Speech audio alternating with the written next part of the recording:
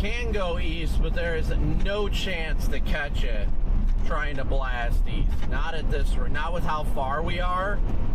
If we go east, it would take every bit of 2 to 3 hours. Well, probably 2 hours to get ahead of it. That's the problem. Is getting ahead of it now would mean sacrificing tomorrow.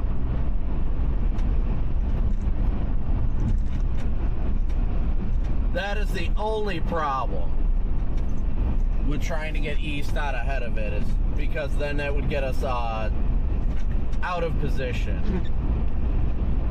Tomorrow is a significant tornado day. We didn't anticipate the chase today. We chose against it. The position for tomorrow's stronger tornado threat in Kansas, because that's where we were headed, was Kansas originally. Or Kansas and Oklahoma, that is. And yes, correct, it is. Let's see how fast it's going. Yeah, 50. Moving at 50, it would, with us being so far west of us, with it being so far west of us, would be virtually impossible for us to be able to catch it. That's the unfortunate part, but that's just kind of how the cookie crumbles some days. 1 second.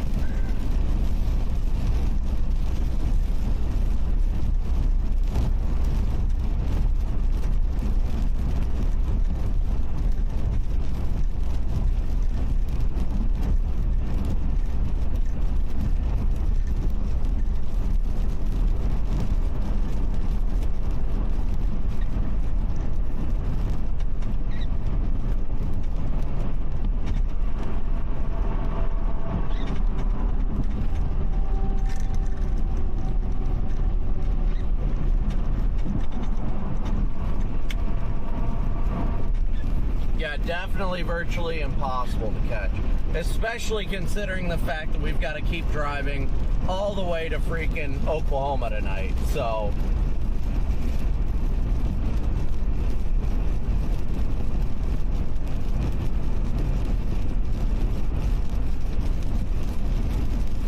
Cleveland was popping earlier, that's for sure. Cleveland was going wild earlier. Teleportation fast would be incredible.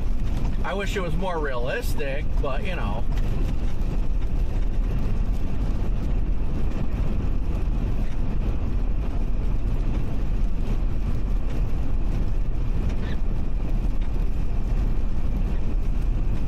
How am I liking the awful Indiana highways? I mean, I drive on these commonly. It's not that uncommon for me to be on 69, especially when I'm going to, you know, Oklahoma, because that's where we're headed today. Is we're headed towards, well, tonight's going to be Joplin. Tonight is going to be heading to Joplin.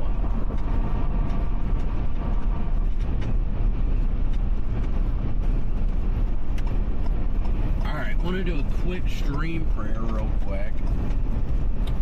Heavenly Father, we want to thank you for each and every person you brought to the stream today, even if it is a short one. Lord, we pray we glorify you in all that we do. And we pray that if anybody watching right now is struggling mentally, physically, emotionally, or spiritually, that you lift them up and show them that you are the light in the darkness, the sun that does not stop shining, and that by you, through you, and for you, they can conquer and overcome all things.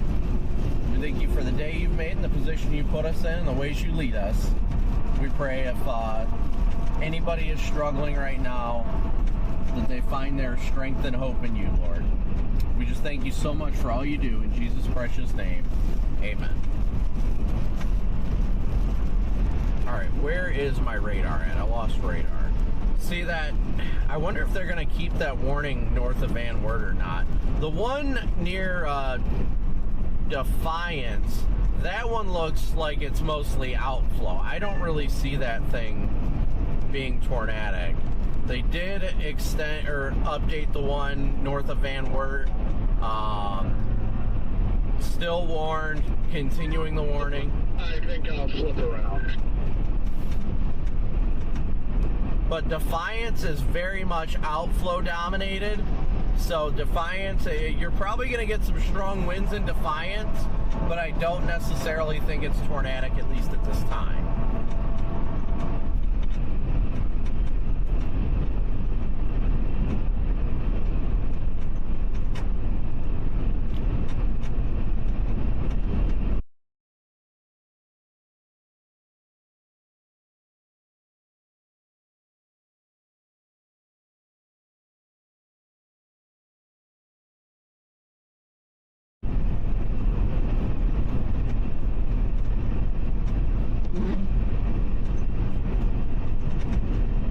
Alrighty then.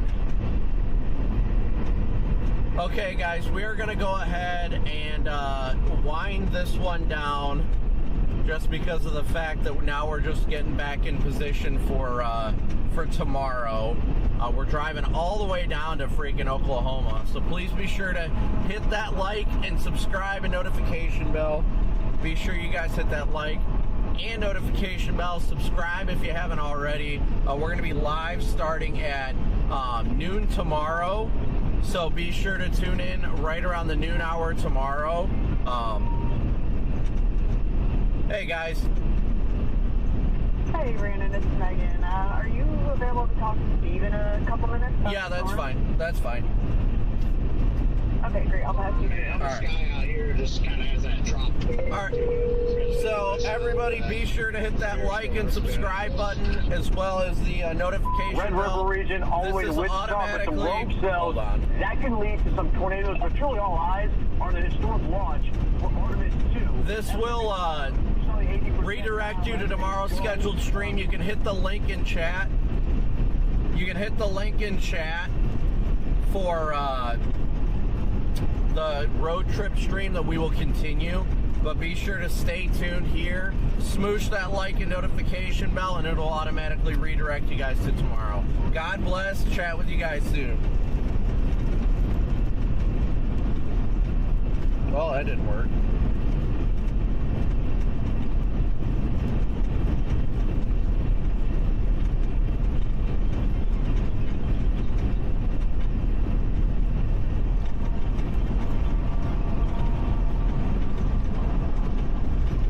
Gonna try for round two?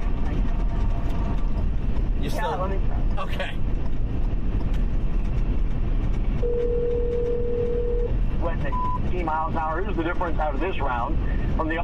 Hi, this is New Cardio. Can you hear me? Yeah, I got you. So you're not going to have the daylight on your. I have you. Thank you. It is knocking on your door, and so this is probably a night you want to be inside, at least for the next several hours, as we have the thunderstorm watch for over 14 million people. The wind over 70 miles per hour. That's already been verified multiple times in Ohio alone. A hail threat, and then tornadoes. We've had some quick spin-ups as of right now with some tornado warnings. I haven't seen any of them that have been confirmed, but notice that this goes deep into the night until 1 a.m. and midnight, respectively. Another aspect of all of this is the nightmare of travel. It's spring break season. Chicago O'Hare, 1,400 delayed flights over.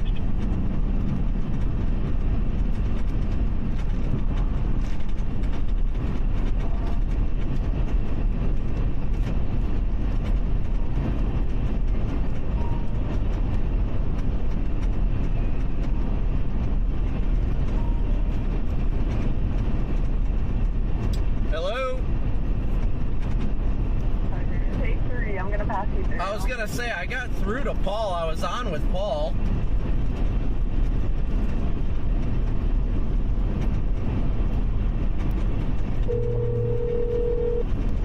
.70-mile-per-hour winds, but embedded in that. Hi, this is New Cardio. Can you hear me? Yeah, I still got you. I have you. Thank you. Velocity signature on this. It doesn't look like there's any type of rotation, but this is showing you a very strong type of wind gust in those areas around Highland, 72-mile-per-hour wind. But remember, this is coming from the radar site in Fort Wayne. Why is that important? Because the further you are away from the radar site, the higher it is off of the ground. So a quick measurement from where this wind's being registered, 60 to 70 miles away. So not a great distance, but still far enough to know that that's not a true representation at what's happening at the surface. Now, another side is Blue Creek. You'll notice that this one's a little more isolated with those thunderstorm or the strong wind, but you're not seeing any of the green on the screen. What does that mean? It means you're not having any of that wind that's going towards the radar site. Remember, the radar site is Fort Wayne. That means the wind would be spinning back towards the west. You have all the wind going east right now, which means this is turning into a damaging wind event, even though we have tornado warnings that are on that as well. I'm actually getting word right now from the team. We have new video from Indiana. So let's get this in right now. Fort Wayne, that's where these storms were actually rushing through. And Julian, Dan, thank you for sending us these storms. What I think is really fascinating watching the belly of the beast, right? Those thunderstorms there is the ripples in the cloud deck. It almost looks like waves, right? If you're at the ocean, it looks like there's wave intervals that are moving in. And then you kind of get a different vantage point of this, kind of a slow zoom in. And it almost looks like just to the left of that, it looks like there may be a funnel that was trying to form. These things are going just too fast. Looks like there could be some sagging pouches, at times some mantis clouds. That's that cold, sinking air. Oftentimes, those are on the underside of a tall Ansel cloud. Ansel cloud, again, it's the thunderstorm. So that's a vantage point. You also hear the wind picking up. Speaking of wind, let's bring it back into Cleveland right now, where they're getting blasted. What I want to do is actually I'm going to align this video with what we are seeing on radar. They're under a severe thunderstorm warning, 60-mile-per-hour wind. Look how massive this warning is. The entire I-80 corridor, Strongsville, and the southern side of Lake Erie in this. So looking at it overall, and it's right on top of the radar site. By the way, if you're seeing the absence of color there, that is the actual radar. Now, when you're this close, you're actually getting a very good representation of what this could be like at the surface, 50-mile-per-hour wind clock. One thing to note, again, and it has to be said, this was actually a spot that had hurricane force wind confirmed not too long ago. Ian and Ari were talking about that, and so something to note is that this is now a second or third round that has come through. Let's jump in and around outside of there, moving into western New York, northern areas of Pennsylvania.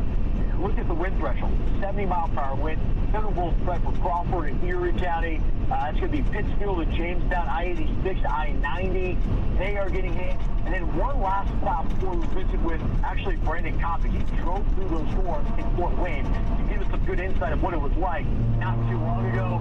You have the northern side of this, where it's all green boxes. That means flash flood warning, and they got repetitive rounds, that training effect. And then south of there, out towards those areas like Binghamton, you have some of these severe thunderstorm warnings that are popping up. I want to lock in on that because what I see here is, okay, a little hook that's forming there, but you're also seeing kind of this type of setup with each one of those curls in a potential notch or rotation.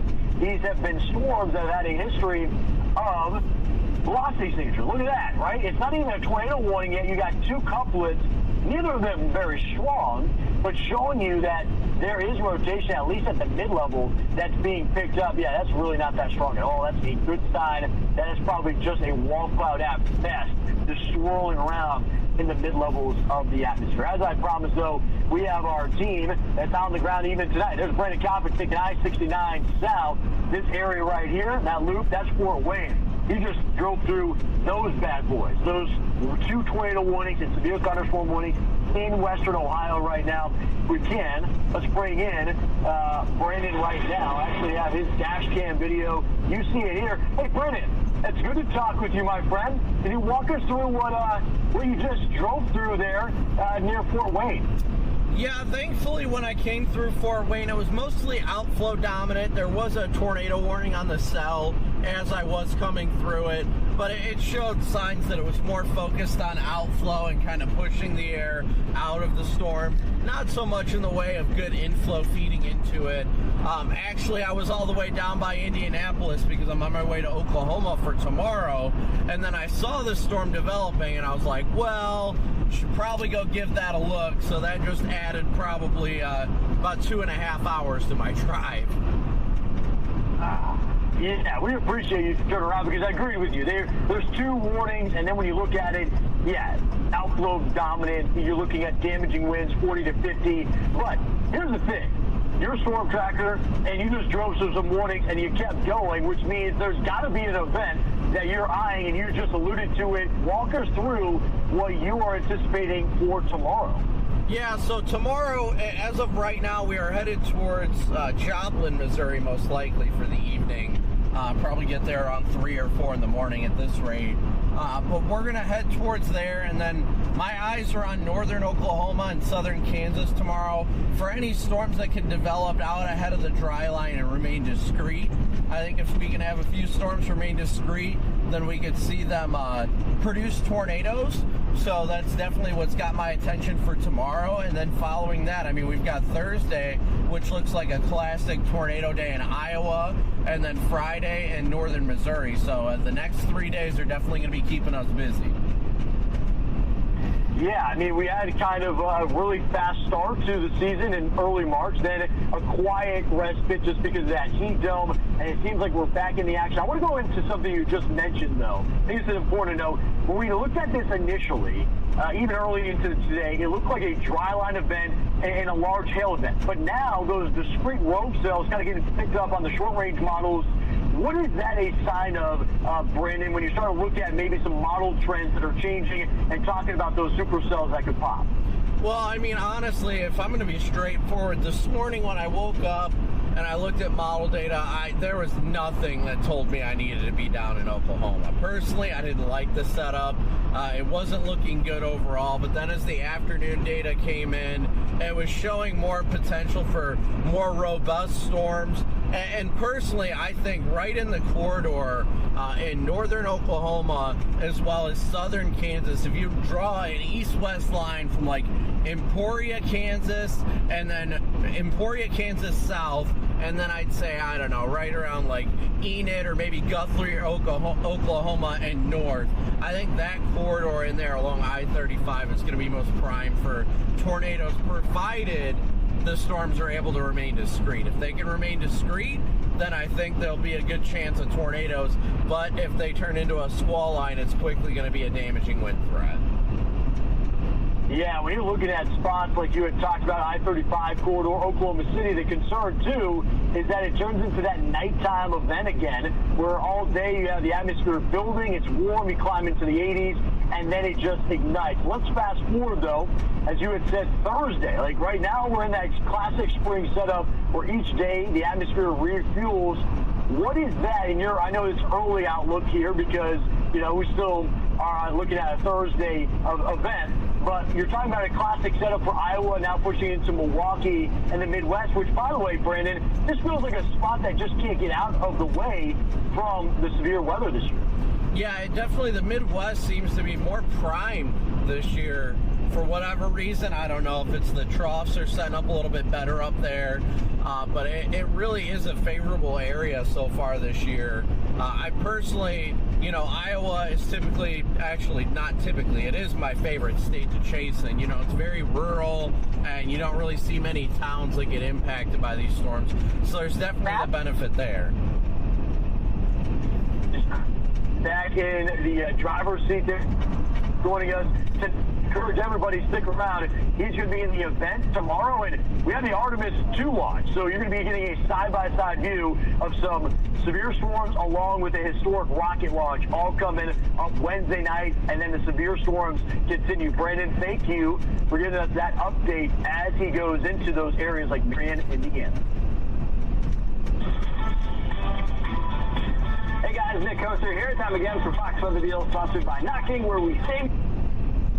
All right, guys, sorry about that. I didn't anticipate that being that long.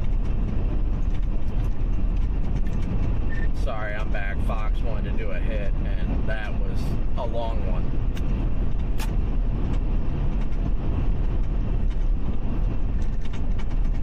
That was a PDS long hit, I'll say that much. Goodness me. All right, let me pop open,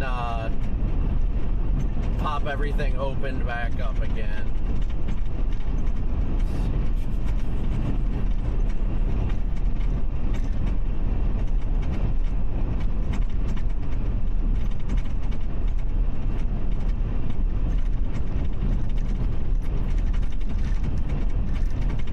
I don't think I ever hit end on it.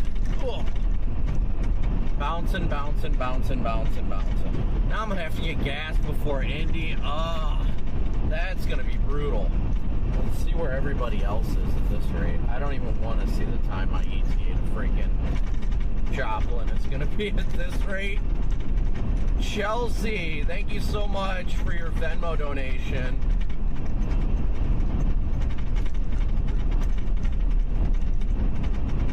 And Sean for your Cash App. Mac Gear, thank you.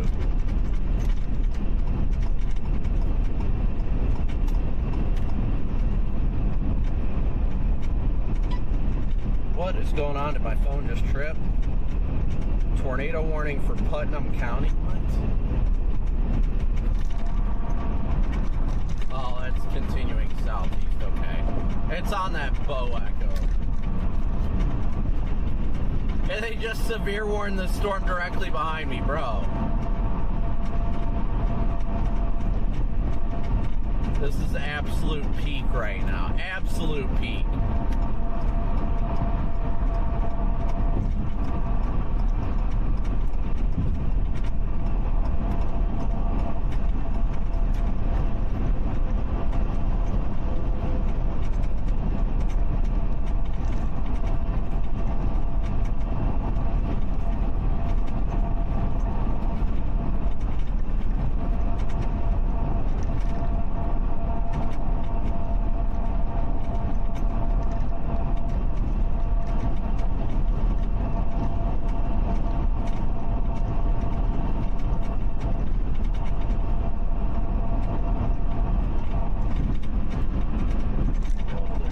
See if I can pop out my own chat. Sorry, guys.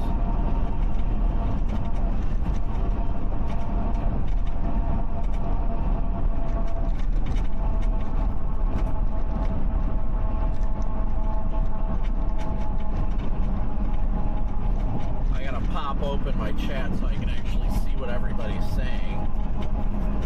Paula, how are you doing? I didn't see you in chat earlier. I hope you're doing well. We're praying for you. Alright, I gotta go back in here, guys, and update everything real fast. It's always a headache trying to get ahead of the game with this, but it's alright.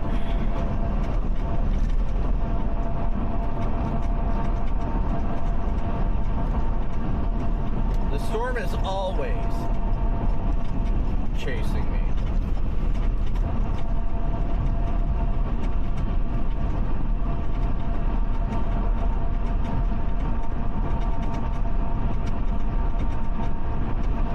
Jim, good to see you from South Africa. Oh, I know how expensive it's going to be getting. It's not going to be the best. Doing great, Mitch. Doing great, though.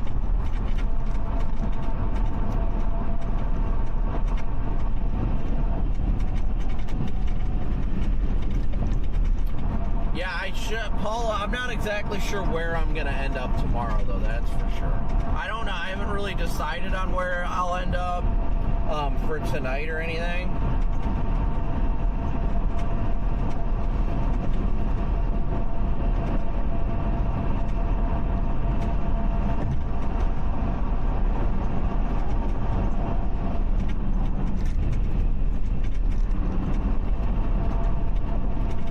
I did on the hail. I'm trying to figure out what you were talking about.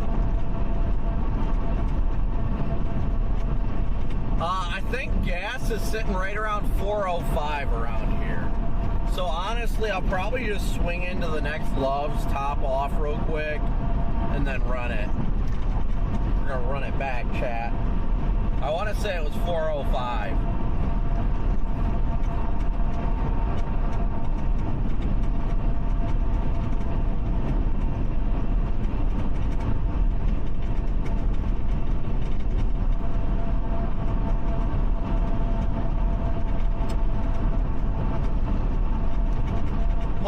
Don't be anxious. Give your anxiety to the Lord and trust in Him.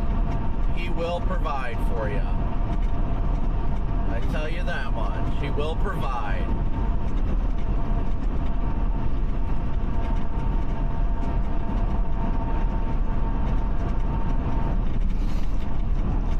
I can't. It's so funny seeing another storm tracking right back over where we were.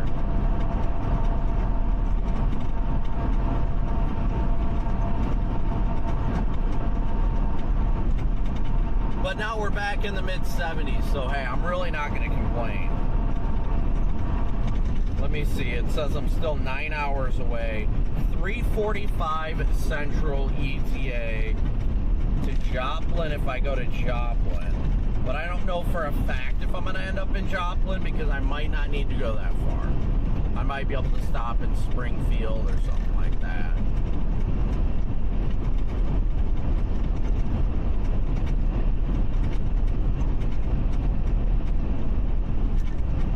So let's see.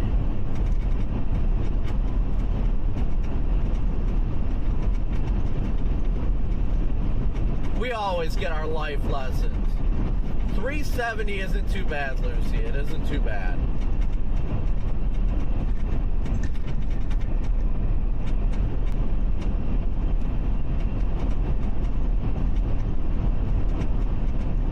Oh, you might have seen the one with on Fox. Yeah, that might be right. I stand corrected. I definitely stand corrected on that. No, St. Louis is definitely going to be too far.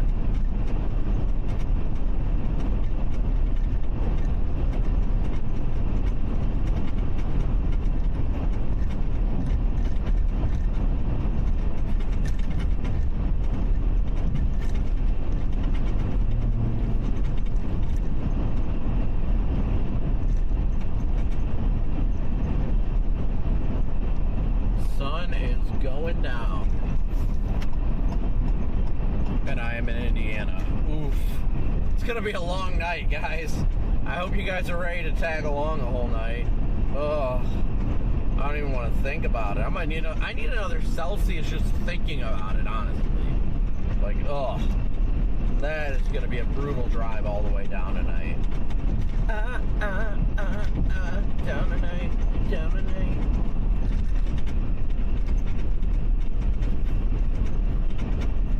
Let's see, the next Love's, oof, $4.15 a gallon. Ooh.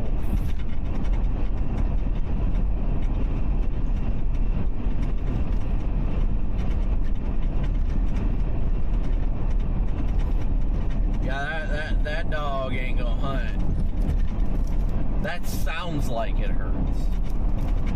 But if I can make it all the way to the southwest side of Indy, over by the airport, there's a Love's over there and it's $3.94. $3.84 with my, it says I'm only 89 miles away from there, so I think we can do that. I think we can make it, Chad. I believe, I believe.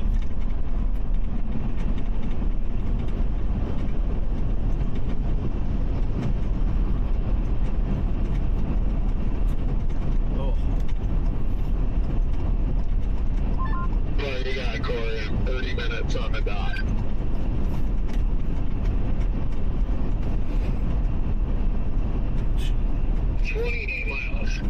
What, are you guys going to Cracker Barrel in Effingham? Nah, even better, the Golden Corral. That actually sounds pretty nice.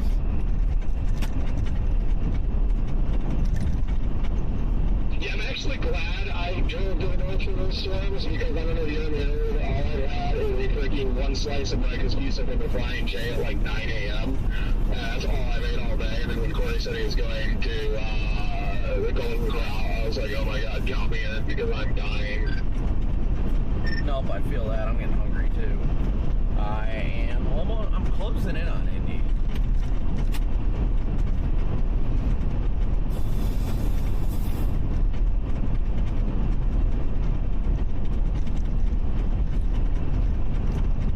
But I also need to decide if I'm going to come down through Kansas or if I'm going to go to Joplin and then go west. I'm not sure yet. Yeah, I don't know.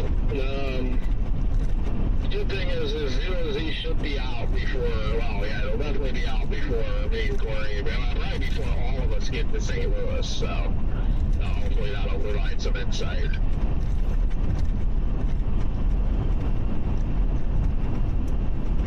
Well, I mean, I was just thinking about it, and I'm like, well, shoot, it's a northeast storm motion, and if it's a northeast storm motion, then I might be better off just going west across 70, and then stopping in, like, KC tonight, and then going down that way.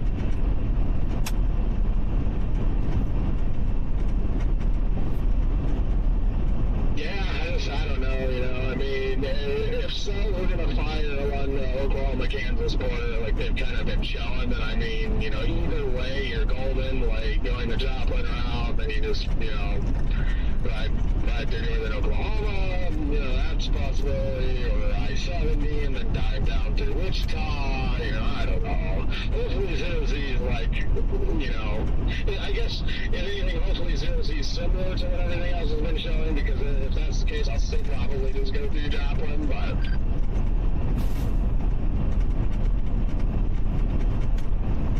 Well, I mean, regardless, Joplin only puts you a couple hours outside of the target area anyway. Yeah, but I'm definitely not going to make it to Joplin now, because now I have a 1 a.m. arrival, and there's just no need to do that. Like, I mean, literally, I could sleep in, like, you know, St. Louis tonight and get up early and make it, so I'm definitely not going to just push myself all the way to Joplin at this point, but if I do like me to go out, I'll probably say somewhere over near Rollo or something. 1 a.m.? Lucky you, my ETA is 3:45.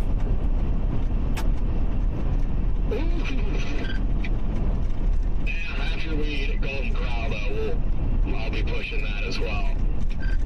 By like 2:45. Spending close to an hour there. Huh. Yeah, I guess it really doesn't matter if I go to Kansas City or if I go to Joplin, because Kansas City ETA is 3:09. Oh, dang, yeah. I guess it really doesn't matter. Yeah, I like going to Joplin, because then he's got to shoot straight west, Kansas City or so. Got down quite a way southwest. But that's just me. Yeah, I'm the same way, Corey, because there's that, and no matter what side you do, right? Like, I'm kind of hoping it's Kansas tomorrow, because then you really just take that road, like, you know, that goes through, like, Coffeyville, like, that hugs the border of Oklahoma on the north side, but, like, Kansas side, like, that road's just really nice, and you just take that literally straight west. Yeah, well, the only reason I'm even considering KC is because storm motion's going to be to the northeast, so yeah, as long as you get there well before initiation, then it really doesn't matter. But if you're worried about timing, then it's like, all right, well, then it's safer to come from the north.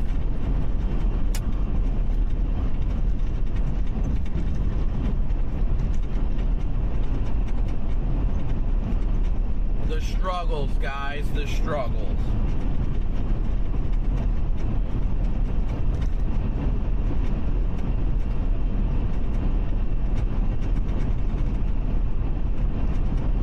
True, yeah, and I mean, in your case, yes, you might be worried about timing a little bit, then yes, I would probably agree, like, if I was in your shoes, I might probably just do Kansas City as well, because then I just drop in front of everything, but...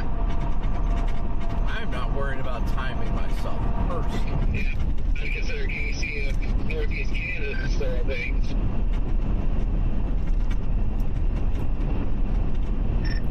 On the bright side, the 23Z is coming out right now, so we're what, an hour or so away from the initialization of the 0Z. Oh, goody, that'll be perfect time. I mean, time I'm done eating my food, hopefully it'll be out. Good idea. Yeah, I don't really, you know, I've looked into these candles a little bit, but hopefully Zero Z paints a clearer picture of everything, because it's definitely possible up there too, but I think your instability is not going to be better down on the Kansas-Oklahoma line. Well, that's where I'm going regardless. I'm saying going to Kansas City to stop for the night, not targeting up there. Oh, no, I know that. I'm just, I think, like, Corey's point was, like, if you know, like, if we think it could be, like, Northeast Kansas, then Kansas City would be great, because then it puts you in the middle of the Kansas-Oklahoma play and also the Northeast Kansas play. Yeah, I will definitely be interested to see how tomorrow plays out. I still think that, I mean, it looks decent. We'll see.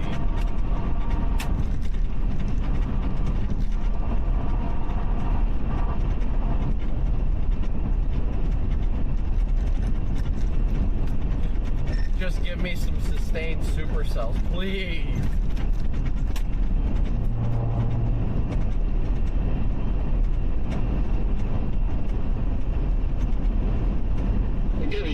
and sustained, but it won't be a supercell.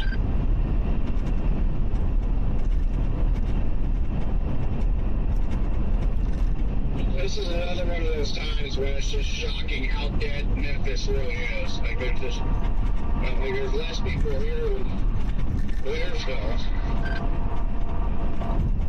I just have to say, though, I like the way the 18Z looks for tomorrow and for Thursday in Iowa. It looks pretty solid both days. That's another reason why I kind of want to make sure I get decent sleep tonight, which I don't know how likely that is. But want to get decent sleep tonight. That way I can be energized. I'm going to have to drive a good chunk of tomorrow night too. Let's be real, if 18Z verified for Western Iowa, it'd be a moderate risk tornado outbreak at the least.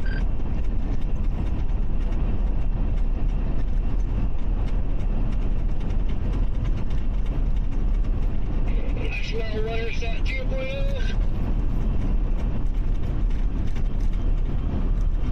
No, I don't think that highly of the setup. I think there's a potential for some tornadoes in southern Kansas tomorrow, as well as Thursday definitely looks intriguing. But I'm looking forward to seeing what the 0Z models say. There's that arc of supercells in western Iowa. The Strobe Prediction Center currently has that area under a general thunderstorm risk. What are we doing? I'm confused. What's showing it in western Iowa? Everything I've seen is like I-35 and east. I thought when I looked at ATZ, it fired the initial round of supercells in like western Iowa, I'm pretty sure. I think it starts them off before maturing in like southwest Iowa, right around there. What is that, like Red Oak, and then they rocket off to the northeast.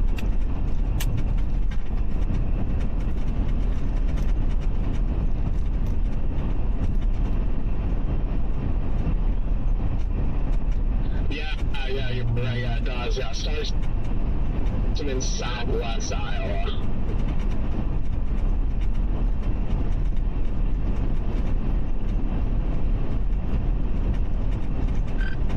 There we go. All right. I'll be happy to make it 35 north of Kansas City tomorrow night. 716. It's the secondary channel. What was that? You said make it where? North of Kansas City tomorrow, 35. Go stay just north of the metro. That wouldn't be too bad. I don't think it'll be that unrealistic. What is it, like 2 hours from Emporia to KC? So say you're done chasing at like 10 at the latest, and you get up there by midnight. That's not bad. No, don't worry about it. I got my 10 cents off from Love's, and that's how I keep track of my purchases, too. I mean, if tomorrow's trash, I'll dip out early. I get 20 real fast, I'll dip out early. Lights out there. Paula, thank you so much. Who said what? Howdy. Wait, what the hell? Get off my channel.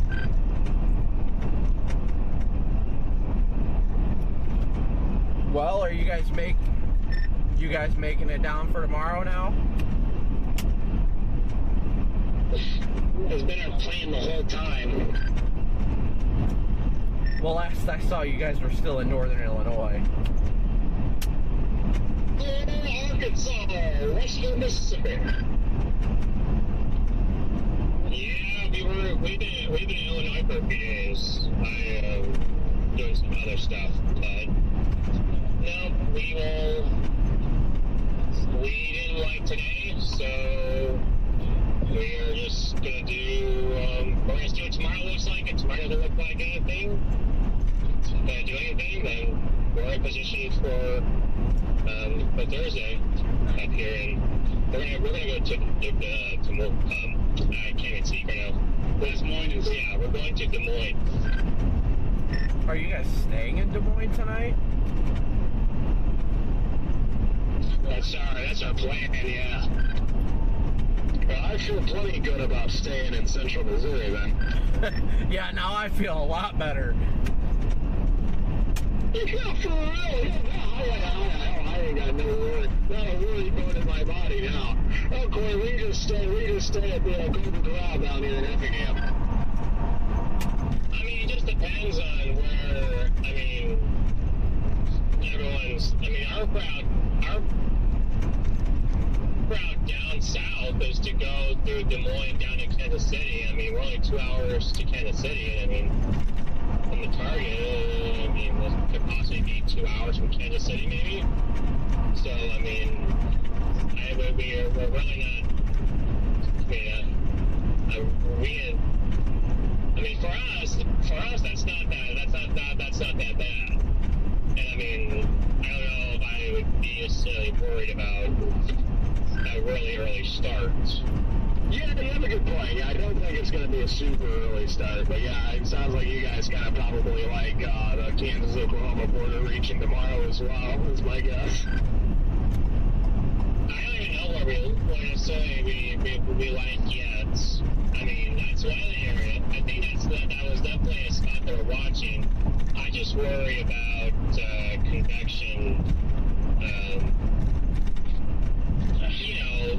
Over convection. And further west on the enhanced with the upscale growth, I definitely think that if the MCS can maintain itself, that there will probably be one of those classic Oklahoma nighttime MCS tornadoes where there's a lot of tornadoes that happen on the upscale part of the line, unfortunately. But the models are struggling with how they handle NCS as it goes further east. But I would not be surprised if it's a longer-lived MCS than models are handling it right now, and it ends up being one of those events just because the low-level shear gets better around sunset. Yeah, I can definitely see that. I think you're right. And it was like my plan with tomorrow. Like, I want to get on the initial discrete stuff, and hopefully you get something squeezed out before everything congeals. And then, like, if it starts to kind of look like MCS-y and trashy, like, I'm just gonna start going north for the next day. Yeah, there's a lot of conflict on Thursday. There's a lot of potential with it, but there certainly is a bus factor that is going to determine whether Thursday ends up being something or not. There's a lot of setups that are like that, but if we have over convection and there's not much instability, then that's gonna. That's the least of my worries. That's the least of your worry. Yeah. But be honest. You're pretty confident. Yeah, but that means that you're pretty confident. But if there's too much convection, too much cloud cover, not to get out of there in time. I'm kind of on board with Ben. I think Thursday looks pretty legit. I'm excited for Thursday. I personally think Thursday's probably the better day out of all of them. Yeah, we'll see. I think Thursday has some potential caveats and downfalls, but the least of my worries would be recovery behind morning stuff. There's a pretty stout EML affecting with that trough, so I think that'll be fine. My only worry with Thursday is maybe kind of like lack of surface convergence. So it could be hard to get some storms off in certain spots, and then your winds are slightly veered, but your low-level jet is so strong, and you have a lot of 3 so I don't think there will be any problems Thursday. And then Friday, if that warm front, I think it'd be a warm front play up in Iowa or western Illinois, I could see that eclipsing Thursday, but they're both solid cases. Absolutely, yeah. Thursday and Friday for sure, but Thursday, I'm not really worried about Thursday because, Thursday is a first of its kind ejaculating trough. That's the ejaculating trough that I posted about when I was down in Florida, so I think Thursday's locked in.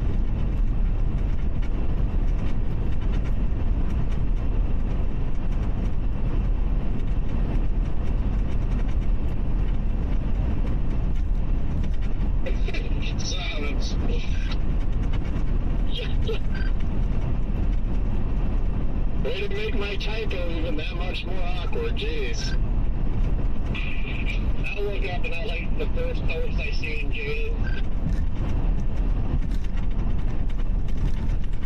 It's gonna suck Thursday as those storm motions. Oh yeah, without a doubt. But we just chased 85-mile-an-hour storm motions in Ohio.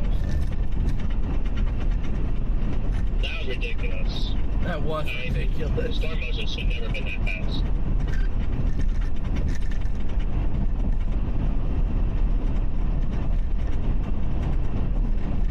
I'm 10 minutes away, Corey. I did see, I don't know if you guys saw it, Ben and Garrett, but even the freaking SPC said they may even upgrade the tornado probabilities tomorrow.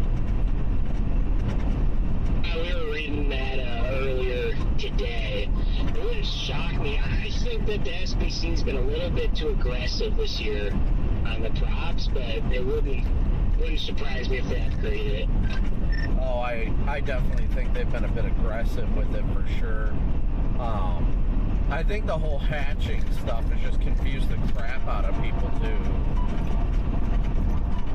Yeah, and I'm not necessarily saying we've been aggressive with the tornado props. I think they've just been aggressive with like all these enhanced risks. Like, I remember when an enhanced risk used to really kind of mean something. It just doesn't, it feels meaningless now. I don't know if I'm the only one that feels that way, but that's how I feel. Not that tomorrow shouldn't be enhanced, but I feel like at least the last couple of weeks they've been a little bit overzealous. I remember when hatched tornado risks used to mean something too. And it depends how you look at it, because a lot of people kind of flip their graph on the SPC because they put, enhanced out, and then there's no tornadoes, and they're like, oh, this was stupid, but then there's several wind reports, but then there's like one or two significant wind reports where we technically verify the enhanced.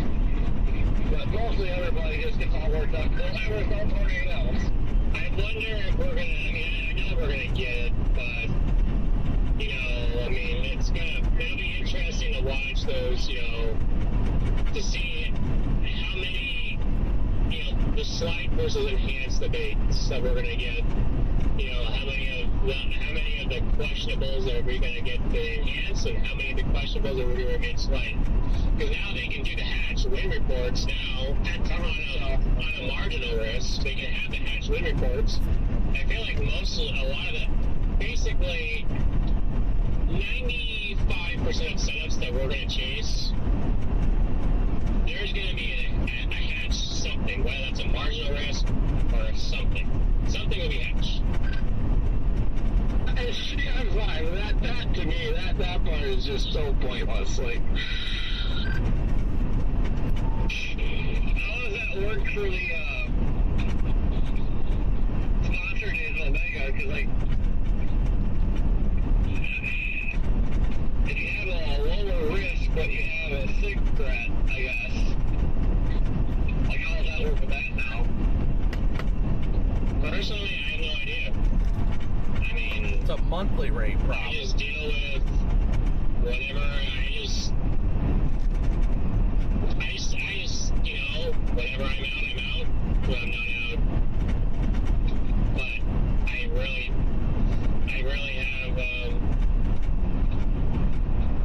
have no idea on that. I guess I'll find out.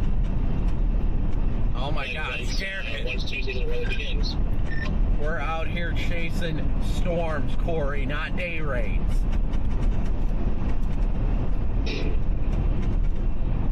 Yeah, but they worry about getting screwed over too, so. I can't wait for my less than 2% hatch tornado risk. Yeah, there you go. I can't wait for my next no risk tornado. That's just something about a hatched marginal just does not sit right with me though. Well, it's literally because they flipped the script. The only reason it sounds like it doesn't make any sense is because of the fact now, instead of it being like EF2 plus, the SIG-1 stands for the risk for EF0 to EF2 tornadoes. Right, which is just, to me, completely pointless, because essentially what that means is, I would even say the probs are higher than 95%. I would say the 98% probs of having a hatch tornado risk every, and that's just, it completely defeats the purpose of a hatch, in my opinion. Yeah, and at least according to, oh gosh, what's his name? Guy from the SPC, I forgot. But what he told me is that the hatching has nothing to do with the probability of storms. It only has to do with the environment. So that's all I,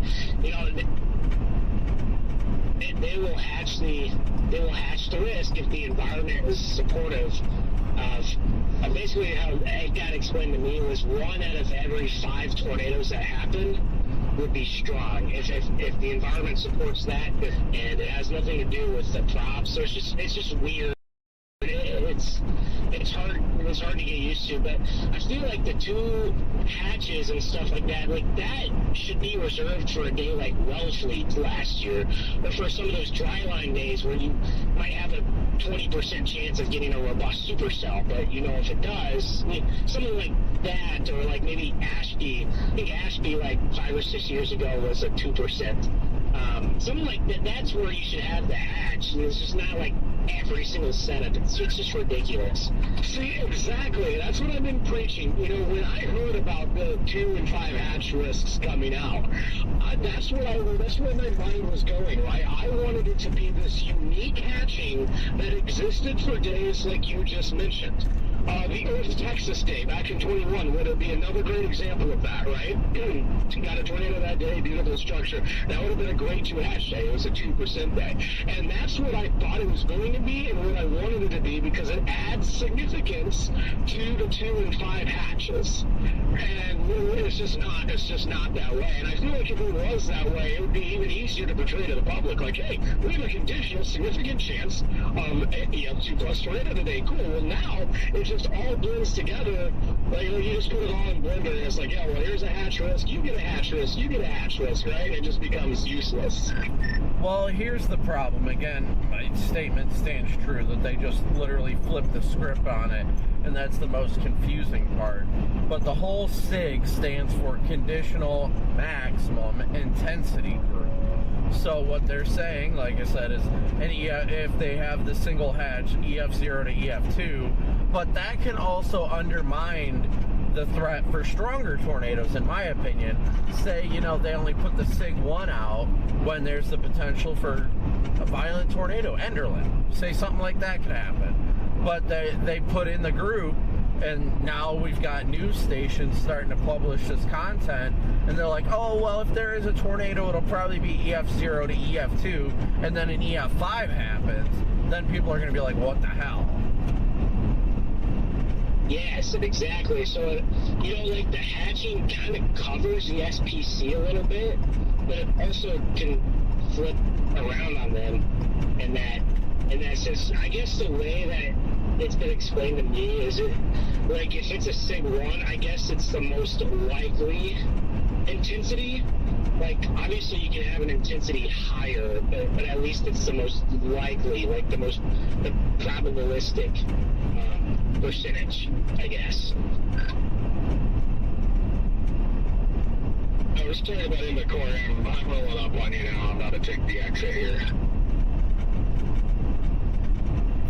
Personally, and this might sound crappy, but I think things were alright the way they were. We should have just changed the hatching to allow for a 2% and a 5% hatch. And personally, I think it's just another way, and this isn't dogging on the SBC, but I think this is another way for them to give themselves a check mark on doing something correctly. Not saying that there's anything wrong with it, but if there's an EF2 in an area they said maximum EF2, boom, forecast verified, and things like that. Like, not trying to dog on it, but it feels like it's another thing that they can check mark and be like, well, we got that right now.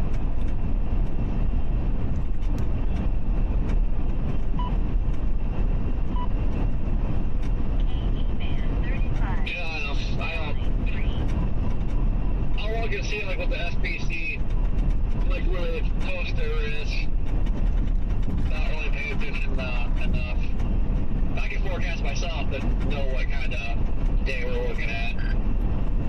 And then, same here, I mean, based off my tweets, y'all probably already know this, but I literally put zero stock into the SPC forecast. So I just kind of have my own process, and then if the SPC agrees with what I think, then I'm like, oh, okay.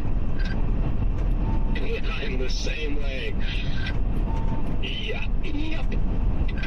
That's what so many people don't understand. I can forecast just as well as they can. You're on, they're great people at what they do, fantastic, but I don't ever put their forecast above my own. And they are skilled at what they do. I am skilled at what I do. And the moment you start, that's like me saying, okay, Ben, I'm going to put you on a pedestal. You're better, let's put a freaking star on your chest and say you're the supreme leader storm chaser. And now because you say this setup you don't like, I'm just not going to chase it. You know what I mean? Like, it just doesn't make sense to me. When people are like, well, the SBC says this, so I'm not going to do it or whatever. It's like, if you can't forecast on your own, what are you doing out here? We shouldn't be relying on the Storm Prediction Center to make our decisions. We should be making our forecasts on our own, because that's the only way we're going to be successful and good at what we do. Well, that's where the street smarts come into play. Like, while these forecasters haven't actually been out here chasing, that's strictly what the school did the bookwork. So you do everything on paper, but I'm sorry, like when Reed says, you have to go to school for meteorology to be a good storm chaser. Like, no, you don't.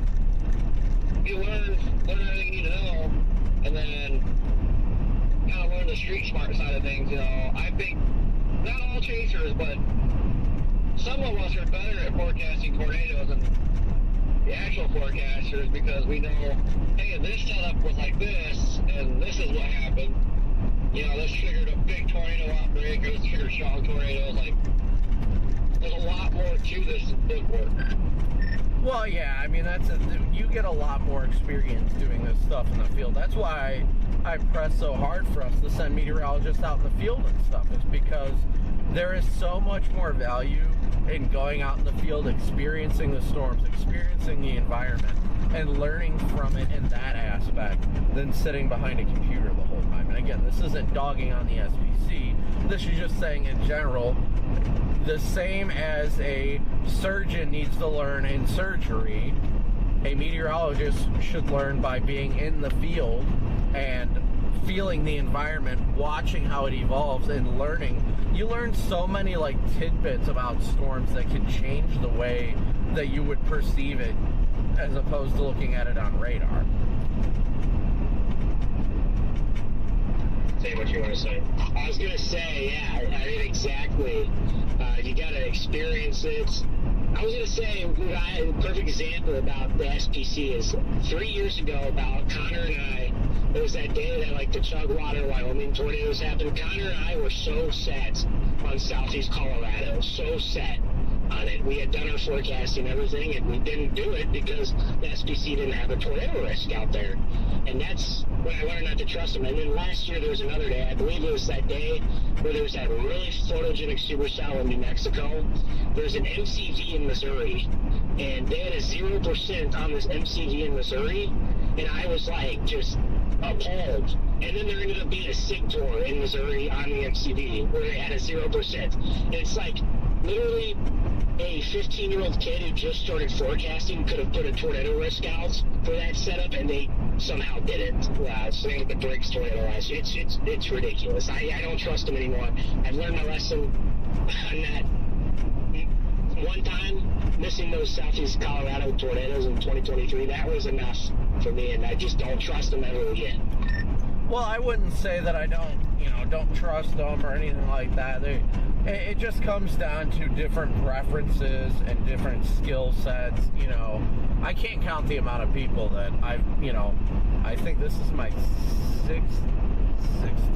17th season of chasing, and I can't count the amount of people that come up to me and they're like, so where'd you get your meteorology degree? And I'm like, I didn't go to school for this. I just learned how to do it.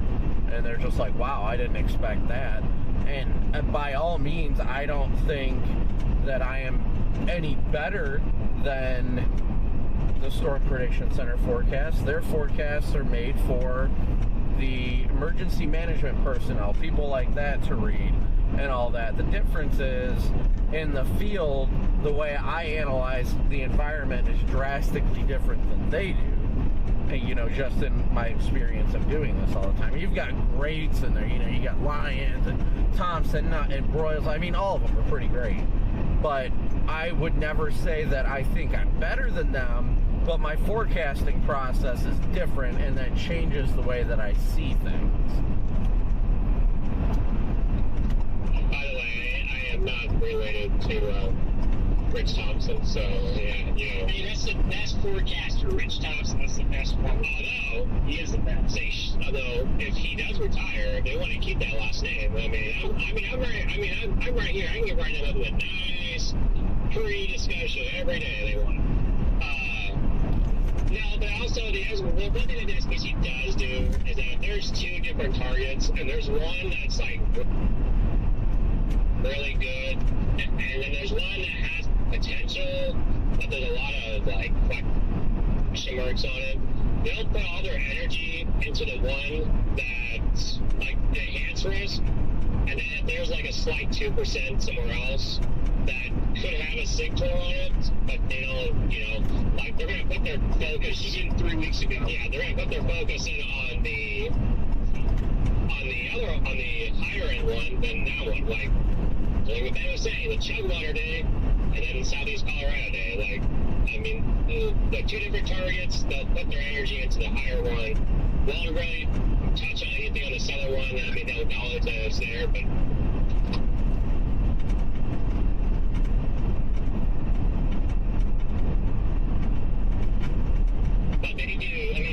they still do a wonderful job. I mean, everyone makes mistakes, yes. And, I mean, honestly, I don't.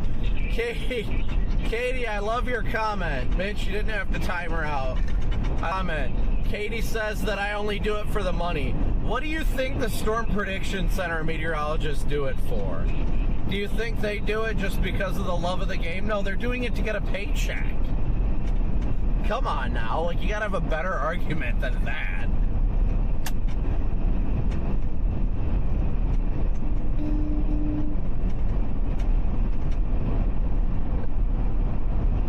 It is quite entertaining to see. I love when we get these trolls in chat, especially when nothing is going on right now, that I can entertain their lack of logic. It entertains me so much. And thank you for making this this drive go that much faster.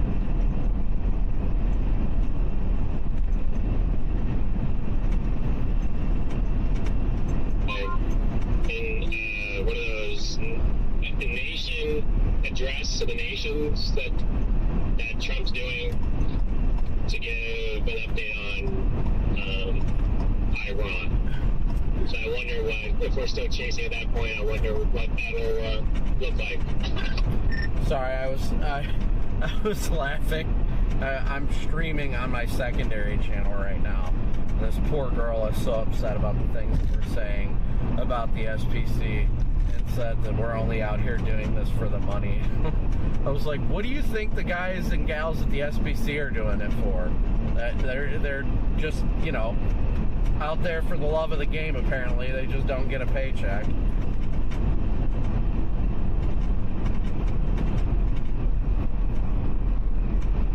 I love the ignorant trolls. It makes it so much more entertaining.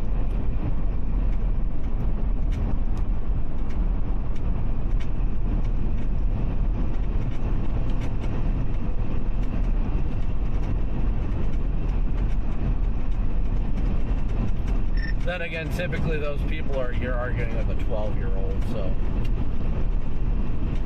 Yeah, that is very true.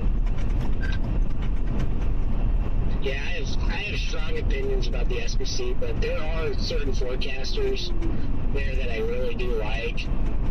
Most of my forecasting knowledge Rich Thompson did like a 8 or 9 video series on forecasting, and I watched all those videos that Rich Thompson did, and that's how I learned most of my baseline knowledge.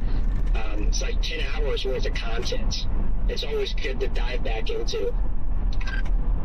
I also a while back, Lions. Yeah, I doubt that. I doubt that. Shadow him for a day, so I got to take him up on that when I'm in Norman at some point.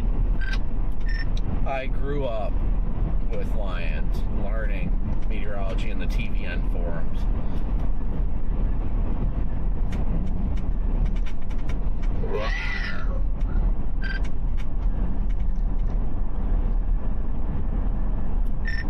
Great dude. Doesn't talk to me anymore. He's got me blocked on X. Am I Andrew Lions? Yeah. That's crazy. He blocked you. I think the only SPC forecaster that blocked me was Lightman. I thought Lions was for different reasons. Oh, I'm sure. Yeah, I don't exactly know why. It might have been something from when we were younger, but yeah, you know. By the way, off topic, our preset analogs going into summer are pretty favorable for the central and southern plains into the high plains. Yeah, let's go Colorado this year, please. Yeah, it's been a rough winter down there with the La Nina, but the pattern is starting to show that subtropical jet and that Baja jet streak. I think it's gonna be. I do think it's gonna be similar to 2023 in a way. Like not exactly the same, but where we're sitting in June and there's like 50 knots of flow over Texas and Oklahoma.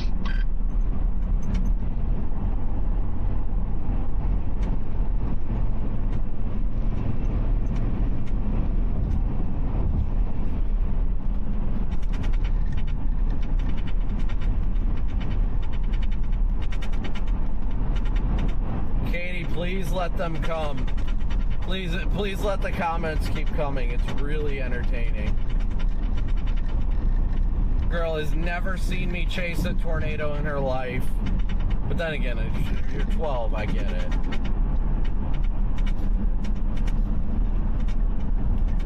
She's got a meaty degree, though. Yeah, I am amped for some like good classic Plains days, since apparently we skipped Dixie yet again. Yeah, I can't wait. I've been waiting we've all been waiting for this season to come right Hey now. Dave, what's happening? Maybe I see cornfields again, green. I mean, the humidity can be annoying at times, but it's mid-years. Denise, what's up? It's a beautiful feeling. And then when you got thunderstorms to chase again, carrying that rumble of thunder is just, it brings a feeling. Yeah, I was explaining to Valerie the science behind corn sweat the other day. Find that fascinating. She had no idea it was such a thing. I was like, yeah, in like Iowa and stuff like that, it can be the humidity can make it a lot more humid. Because we were talking about where we want to move and all that stuff. And then I was like, I would have loved Iowa, but like the corn sweat is just too much to deal with, like during peak season. Like, oh my gosh. Yeah, it certainly is it certainly is a big thing. I mean, the dew points can get to about 80. If that maybe I think I've seen a couple times having above 80, mostly due to that. I mean, heck, even every now and again they'll create a tornado environment, kind of with moisture pulling that you wouldn't expect otherwise. Oh yeah, without a doubt. You get that added moisture into the atmosphere.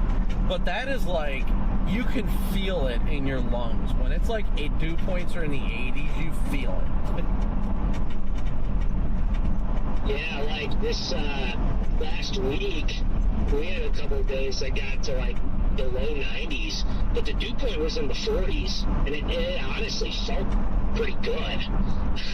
It's just, oh man, when those dew points get above 65, 70 in the summer, it's rough. And then of course northern Missouri, Iowa, Nebraska, all the way up to the Dakotas, and you get those low 80s. I didn't know you were moving. I guess, is that soon, or is that further down the line? Well, we're just trying to keep our options open and kind of see where we want to move to. Like, it's not anything immediate. We could move as early as the fall, but we're just trying to figure out what's going to be best to fit like our needs and all that. 'Cause it's like, I mean, right now my house is paid off. I've got no mortgage, but the house is just not, it's not big enough for me personally. So I want a bigger house, and if I do that, that's going to entail getting a mortgage and all that fun stuff. So I'm trying to balance everything out in that decision, but right now we're pretty sold on moving somewhere in Tennessee, most likely, probably west of Nashville, or the furthest east we would do is Cookeville. Tennessee's a nice state. I guess your kids are still pretty little, so that's probably the best time to move states like that.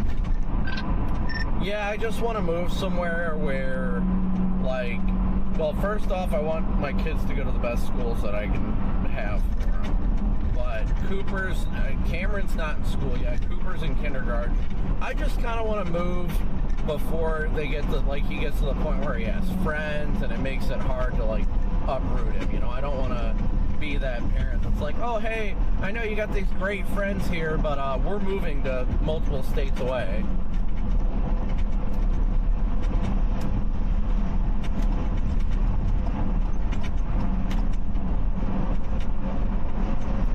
So, I mean, that's at least what we're trying to plan for and all that. You know, we've been pretty set on if we do move, we want to probably move somewhere in Tennessee, maybe around Jackson, I don't know. Oh, is that as part of that? Is it just you want to get to the warmer climate, or you'd be closer to the plains, I'm guessing? It's mostly Valerie's decision, because obviously she came from Arizona, so Garrett knows what that's like. So she wants to move somewhere. She doesn't really care for the snow. She doesn't like care if we like leave snow completely, but what she wants is to be able to live somewhere where it's not miserable to go outside of your house for 3 months out of the year, because she just feels so cooped up in the house. So I get that. She wants us to be able to be out more, and I told her if we move somewhere, then I want us to move somewhere where I can get a couple acres, and then we can get some like four-wheelers for the kids and stuff, and just really enjoy ourselves. So it's not really got anything to do with like getting closer to the plains or anything, but I'm trying to work that in as well, because I won't go live in the mountains because that's just too far east. I don't want to make my job more difficult than it needs to be. Oh, okay, that makes a lot of sense. I feel her 100%. I guess, yeah, I could not imagine this going from Arizona to living in Ohio in the winter, especially near the lakes. That would be miserable. I guess everyone's different. For me, Garrett will just. And I love when it's really cold outside, going out and hiking and stuff like that. But I think for me, more than anything, being up in the Midwest, like in that Great Lakes region, for me, it wouldn't be the cold. It'd be like the cloudiness that would make me go crazy. I don't mind the cold. It's just the gloom. Yeah, seasonal depression is a pain. But yeah, I get where she's coming from. Like, ironically enough, after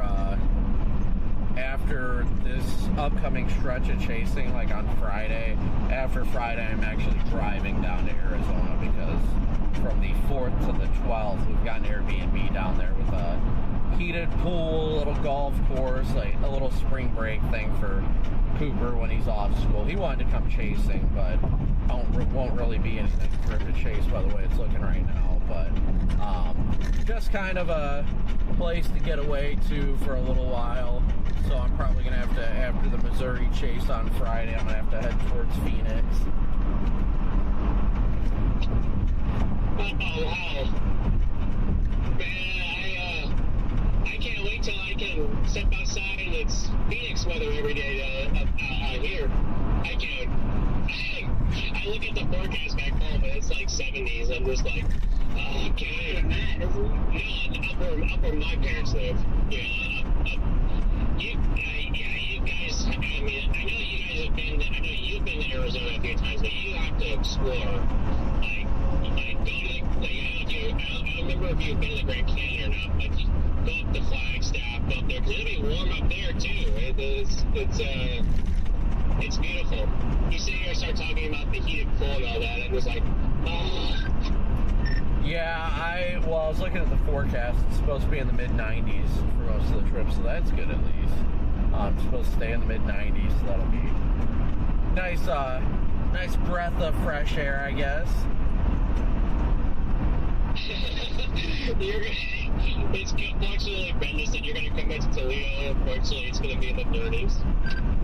I mean, that's certainly a possibility, but thankfully, these days that we've been getting these cold fronts where it chills us out in Toledo, now it only lasts for a day, where, you know, in the winter time, you get a low pressure coming in and you get like 70 degrees for a day and then it drops down. Now we're finally hitting that transitional period where we're getting, you know, staying in the 50s for the most part. Then we get the cold front, it'll get cold for a day and then it's back in the 50s. So that's the good news. Yeah, without a doubt. When I flew back home,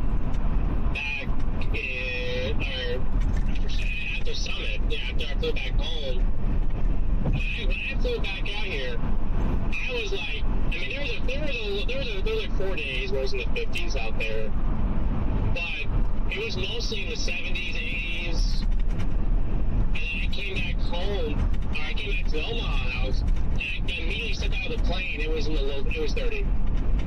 And then the next following days, it was in the there was a day in the 20s, and there was a couple of days, 30s and the 40s with cloudiness. And it was like, oh, that was such a hard period. Oh yeah, without a doubt. Yeah, I can only imagine. At least everybody hears, oh, you know, 95 degrees, that's going to be hot. I'm like, no, for Arizona standards, that's actually pretty comfortable. Yeah, no, I'm sure she's gonna really enjoy that, for sure. And you said you're taking the kids with you, right? Yeah, her and the kids are flying from Detroit to Phoenix, and then I'll be driving myself after the Missouri chase, most likely. Unless something else pops up in the models, that is. Gotcha.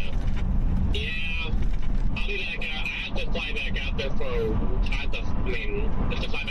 wedding. I have to be there. The wedding is May 2nd, so you guys I'll be gone for a few days. Mark it down. So there probably will be something in those 2 days. I know I have to be gone at least on that day.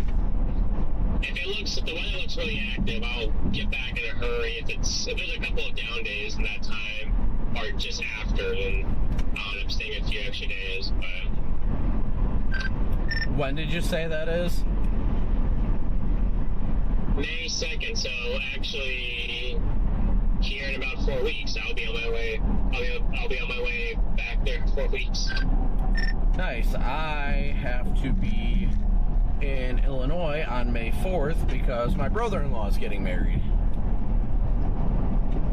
Oh, so I'll mark down May 4th too, and you can go ahead and mark down June 19th because I'm one of my buddy's groomsmen at a wedding on June 19th. At least for that one, it's in Arkansas, so I can just drive back out to whatever's going on. Don't have to miss like a day or a day and a half, but yeah, I guess we can just mark those days down as tornado days. Yeah, I was gonna say, wasn't like Enderlin June 20th? Yeah, it seems like that period, June 15th to like June 25th or so, has been an active stretch the last few years. So what are you doing? maybe that means it'll be lower this year. But I know June is going to be probably pretty good this year. I'm hoping so. I love me some good June setups. And then my wedding is in on the last week of July, so hopefully no more water towns or what was that other tornado out by the Missouri River. Hopefully none of that, no shenanigans last week of July this year. Yeah, you never know, but thankfully those are like mesoscale days anyway, so you won't see it well ahead of time as it is. It'll be something that pops up last second if it does.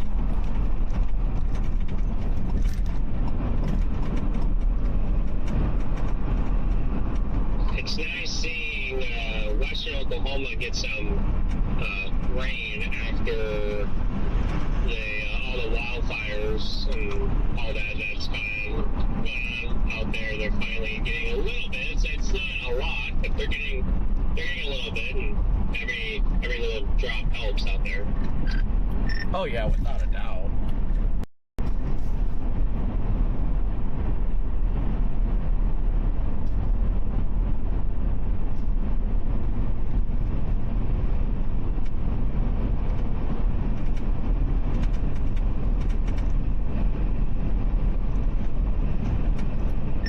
Man, I am probably gonna regret losing those 2 hours. Oh.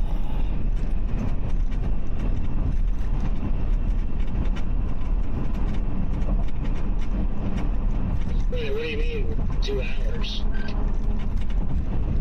I was down in Indianapolis when I saw that supercell in northern Indiana, and I doubled back to go check it out. Did anything happen? I saw the tornado warnings in New York, but did anything actually happen today? Multiple tornado warnings, but I didn't see any sort of confirmation of anything, no. Yeah, it's like kind of was eyeing it. Last night we were kind of like, okay, if it looks really good in the morning, we'll go chase it. But we're like, there's probably a 10% chance it's a chase. And then I woke up and saw how the morning convection looked, and I saw there's still storms all the way back, like Davenport. And then the wind, the problem is with these setups, the winds are just so veered. And that can work sometimes, but I feel like that works especially maybe later in May or June when you get better thermodynamics. But it's been the problem with all these is the veered winds and the faster moving fronts, really. And you can have winds veered a little bit, but these are like really veered, these last couple setups. No, I agree. I'm getting pretty annoyed with it, but what are you gonna do? What do you think about the next few days? Has the 0Z come out yet? I haven't taken a peek, but I mean, I'm optimistic, I would say. I think tomorrow has decent potential if we can get a storm to remain discreet. Personally, I think I'm going to go for the area around, north central Oklahoma into southern Kansas. That personally is just what I'm thinking for now. If we can get something discreet to produce. But I think Thursday and Friday are definitely the better days. When I woke up this morning, I had zero intention of chasing tomorrow. Zero. Yeah, tomorrow is, there's definitely some, it's a fragile setup, but there's definitely some potential. But I think that Thursday and Friday have all the makings. One of those 2 days is probably going to hit. The one thing with Thursday is you got those fast storm motions. I will say, though, I do like that there's a nice elevated mix there, and you have some upper level backing, so that could help ventilate. I think you could get some nice looking photogenic tornadoes. I think the tornadoes will be photogenic on Thursday. And then Friday, I know there's a risk all the way down to Oklahoma, Kansas, but I guess my head has been more up on the warm front in southern Iowa, probably, maybe western Illinois. Yeah, that's kind of what I had been thinking, northern Missouri, southern Iowa-ish. Which sucks, because I would love it to be Oklahoma. If something could have happened there, that'd be great and make my drive to Arizona that much easier. It'll be interesting. I think I did pull a sounding. I was pulling a nice sounding down there and on the Oklahoma-Kansas border on Friday. Wasn't a terrible environment down there. Yeah, I'm just playing it by ear at this rate. I gotta see when the 0Z comes out what that's looking like. I gotta stop for gas here soon. I got 37 miles still empty. But yeah, we'll see how it all plays out. I would say I'm cautiously optimistic for the next few days. I'm definitely not like if I am feeling excited about any day so far, I'd say Thursday, because Thursday I think has the best potential for good photogenic tornadoes. Storm motions are probably going to suck, don't get me wrong, but I think that's going to be our best shot at something photogenic. I like Friday as well, but if it ends up northern Missouri, the terrain and the road network out there is horrible.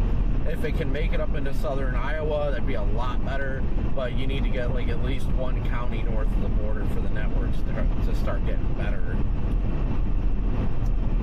Yeah, I agree. And yeah, like Thursday has all the makings for photogenic tornadoes. And then the only thing that sucks is those Iowa speed limits.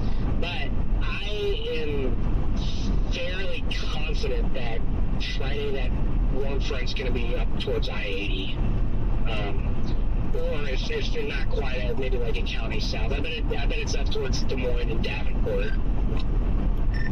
If it ends up that far north, you ain't going to be hearing any complaints from me at all. I would love it being in a better road network. I think the model's been underdoing our Cape and stuff like that. Maybe it's just the time of the year, but it seems like our thermos are always lacking until we get like right at the event, and then it's like, whoa.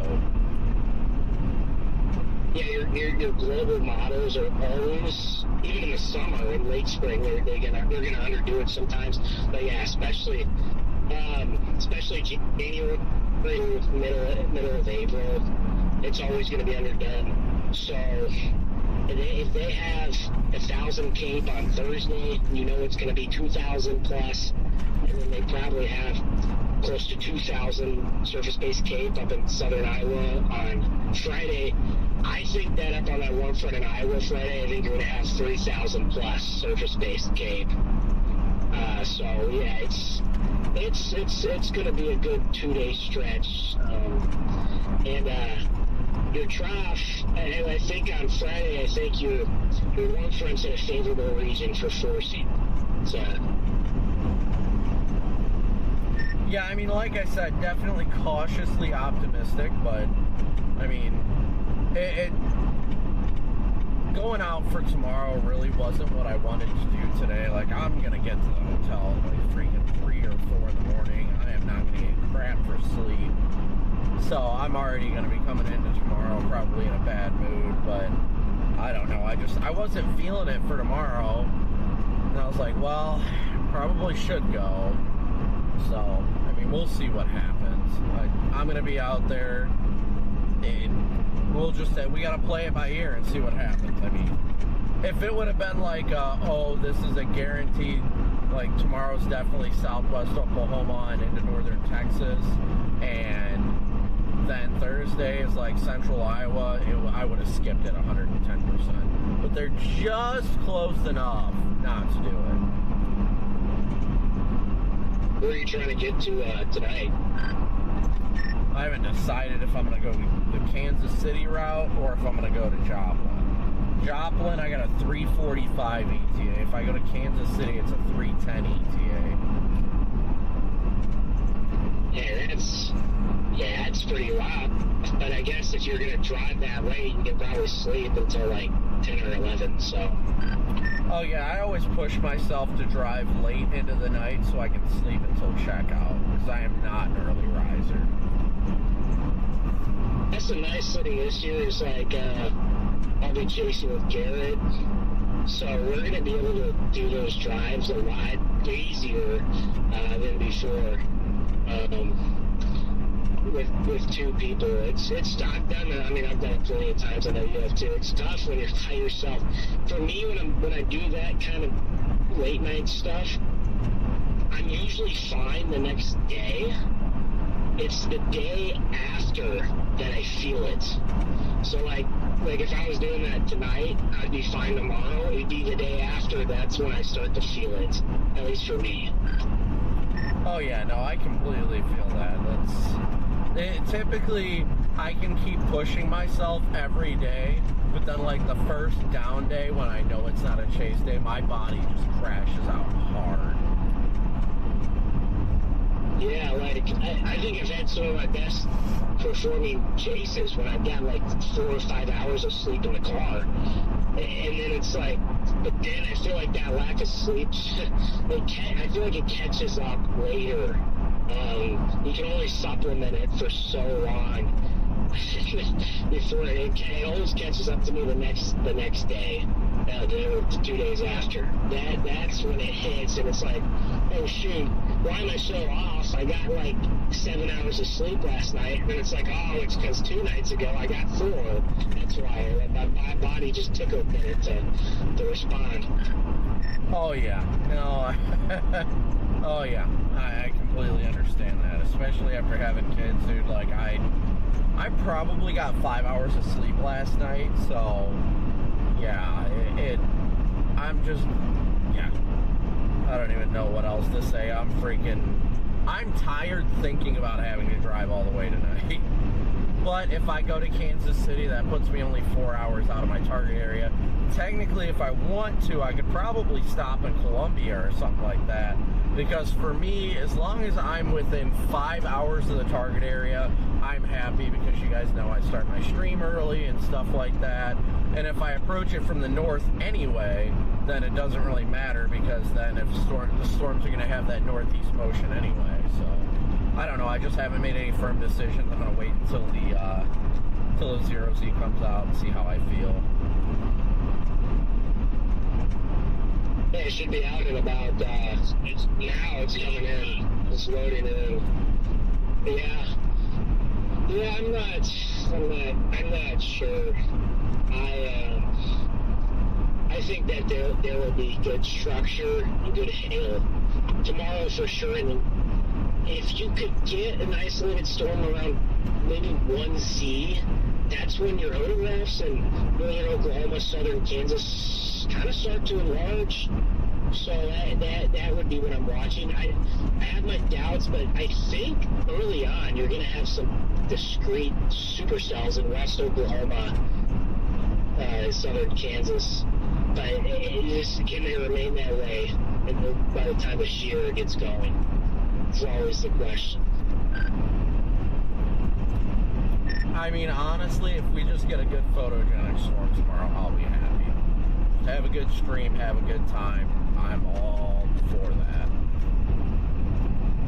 Yeah, after chasing that crap in North Carolina, it's just going over out there for that, and then of course Ohio, Indiana wasn't the greatest last week.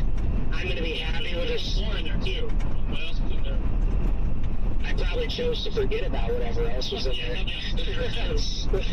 But I'll take a storm that's not moving 50 miles an hour and that looks solid, and I will be happy.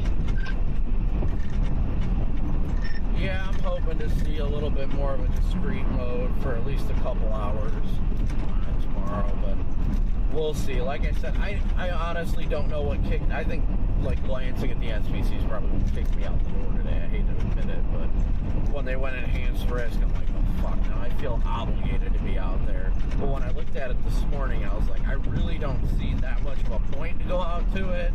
But I was talking to Connor too, and he made the valid point too after I was already on the road. He's like, yeah, well, it's not that far from Thursday, so why not? It's April, we chase. And I was like, yeah, that's exactly why I'm on the road right now. Yeah, that's how I felt about the run that we were in Ohio last week. I didn't like the setup, but it was kind of just like, okay, it's an enhanced risk. Everybody else is going to be chasing. I just feel obligated to do it because in years prior, that's a setup I would never even consider. But yeah, it's like, oh, it's just it feels kind of obligated. I was also trying to get a birthday NATO, but that setup was not that setup was just not it.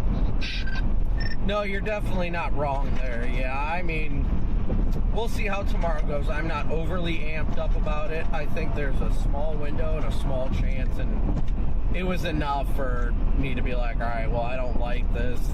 SPC goes enhanced. I look into it a little further, and I'm like, okay, there are some good pieces I can put together about this. And it's not that far from Iowa on Thursday, because Thursday and Friday were the only days I cared about, honestly. I was going to chase today, not chase tomorrow, and then chase Thursday and Friday, which honestly I probably should have just did and focused on today with all the tornado warnings on my home turf. But I mean, now we're in it to win it.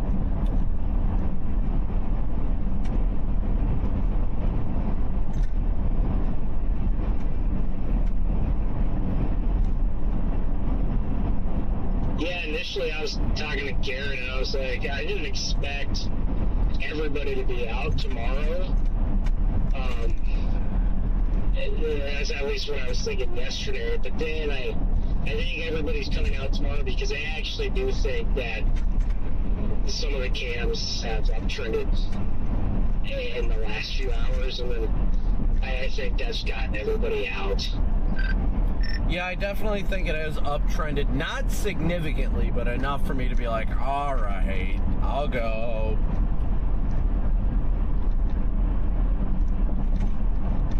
I just gotta say, there's a lot of bugs out here in Arkansas.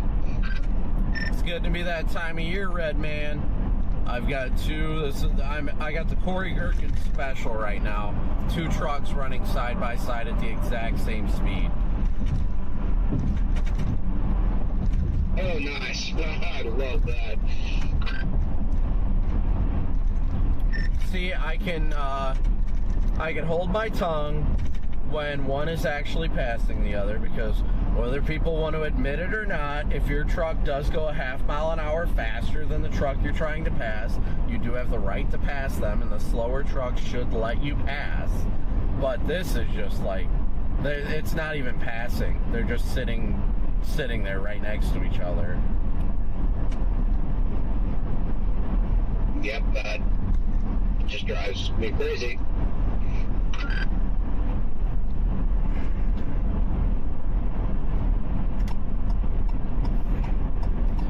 But I've got the Loves here at my next exit, so I'm not complaining.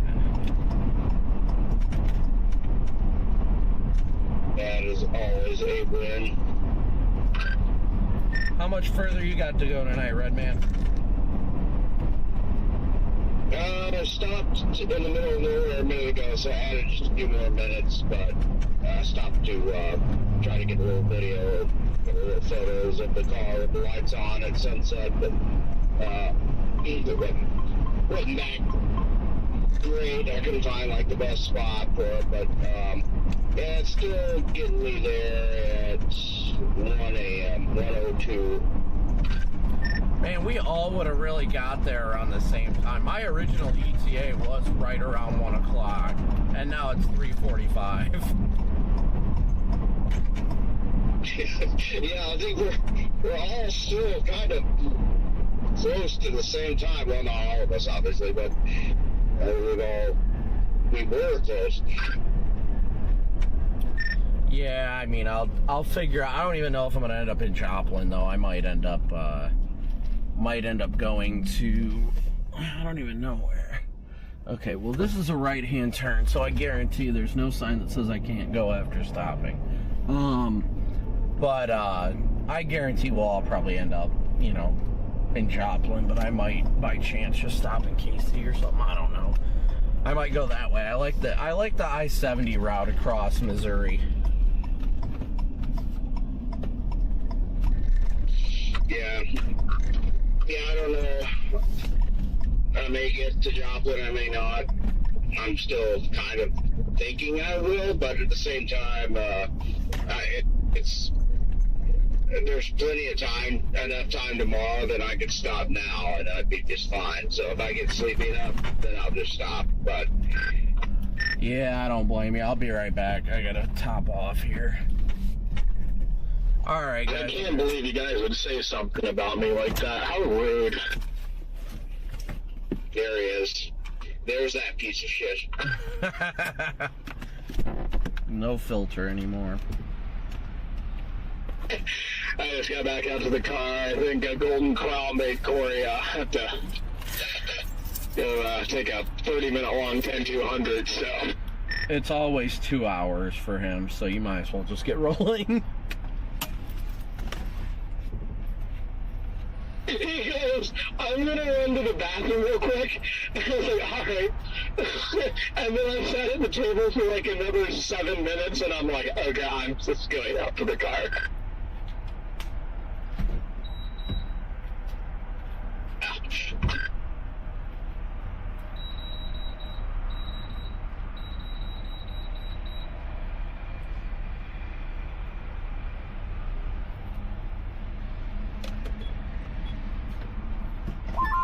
Yeah, I got out and checked out some of my lights. Definitely worked pretty good. The main bar in the front, I think I need to adjust it just a little bit up. But it's throwing one heck of a beam right down the road.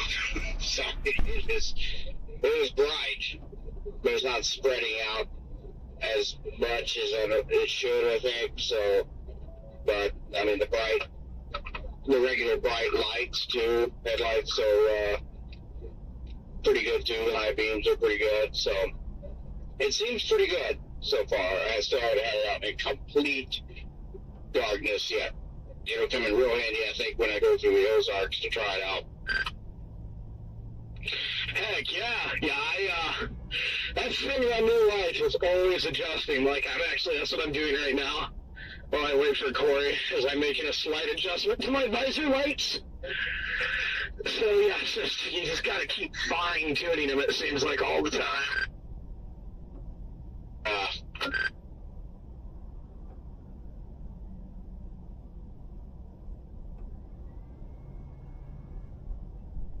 What's your updated ETA now? I'll wait until my sailing to come back online. I'll let you know shortly. Copy.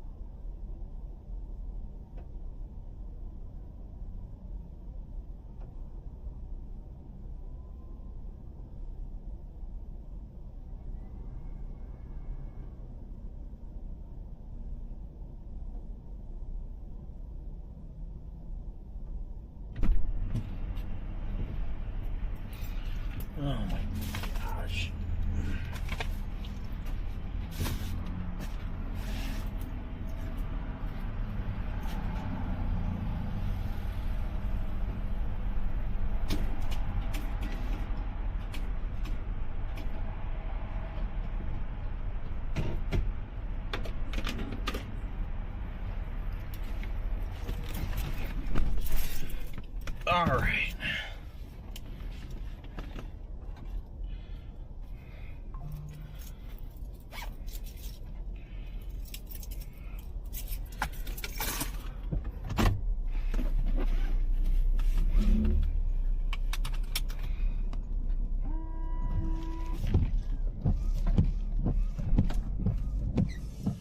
Well, you guys want to hear something hilarious and disgusting at the same time that my chat's probably going to be like, all right, I'm leaving.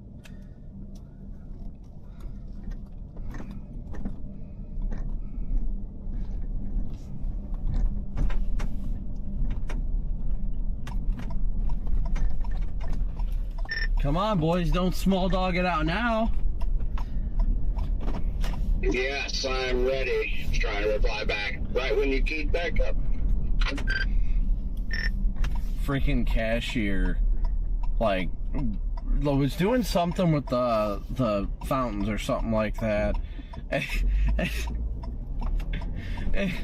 and she just rips the wettest fart I've ever heard. And she goes, "Oh, I don't know if I'm gonna make it."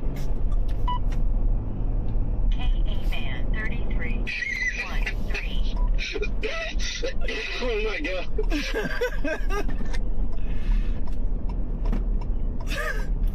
I was just like, what is happening right now? It's great. I love a good red ball. I wish I was there.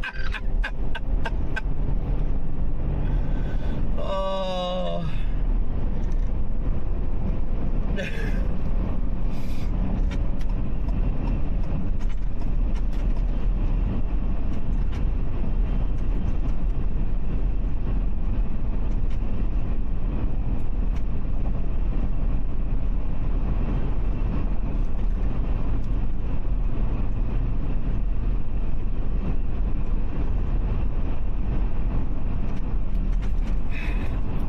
We all have them days, right, man?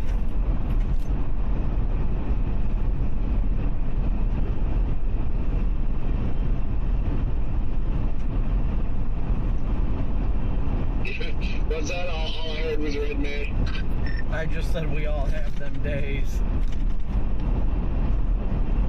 Oh, yes, we do.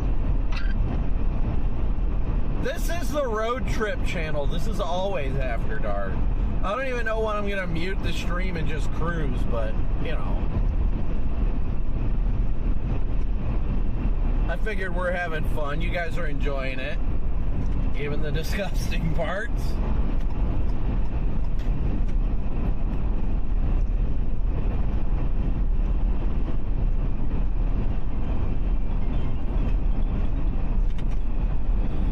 Hello. Hi. Hello. Are you ready to get them to bed?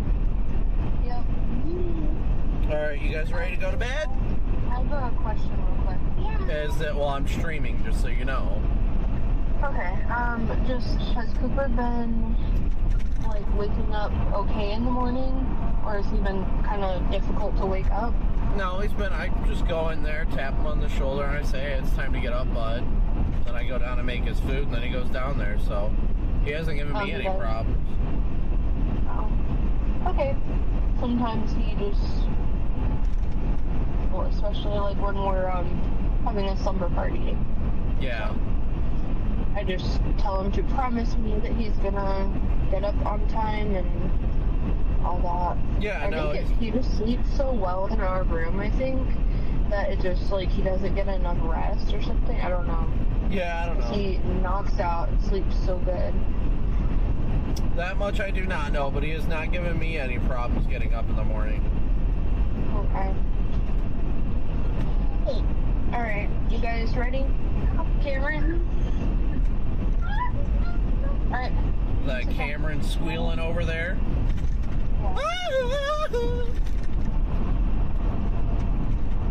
So how's chasing going? Well, I'm on my way to Oklahoma. I got on a tornado warning earlier, and that delayed me by like 2 hours, so now I'm not going to get to my hotel until like 4 o'clock in the morning. 4 o'clock in the morning? Yep. Yup. It's gonna be a long night for Dad. Yeah. I really hope that wasn't about the reason. I'm just ready to go to sleep, my dude. How about you? Aren't you ready for bed? You better not get crummies on my side of the bed, dude, or it's over. I'm fighting you. I'm gonna send you to the moon. Send me to Mars. I could send you to Mars, my dude. I will bounce you all the way up to Mars on that trampoline, and we'll be like, all right, see ya, Cooper. Yeah, but no! What? I'm just screaming very loud. But we won't hear you because you'll be at Mars. Yeah, but screaming very loud, I'll be dead already. Well, you won't die. I would never do anything that would make you die. That's just rude. Yeah, but there's no oxygen. Well, you're right. There is no oxygen, but we'll get you a helmet, okay? Like, we'll make sure you we'll get you a helmet. Yeah. Or we'll turn you into a fish. I'll turn you into a fish. I'll turn you into a fish, dude. You could too. Wait, excuse me? What did you say, bro? You said you want to eat a turd? No, I'm gonna turn you into a turd. I'm going to turn you into a turd. Oh, wait, you're already a turd. You're already a turd. You better make sure to say later, nerd, to Miss Cheeks, since I'm not going to be able to, okay?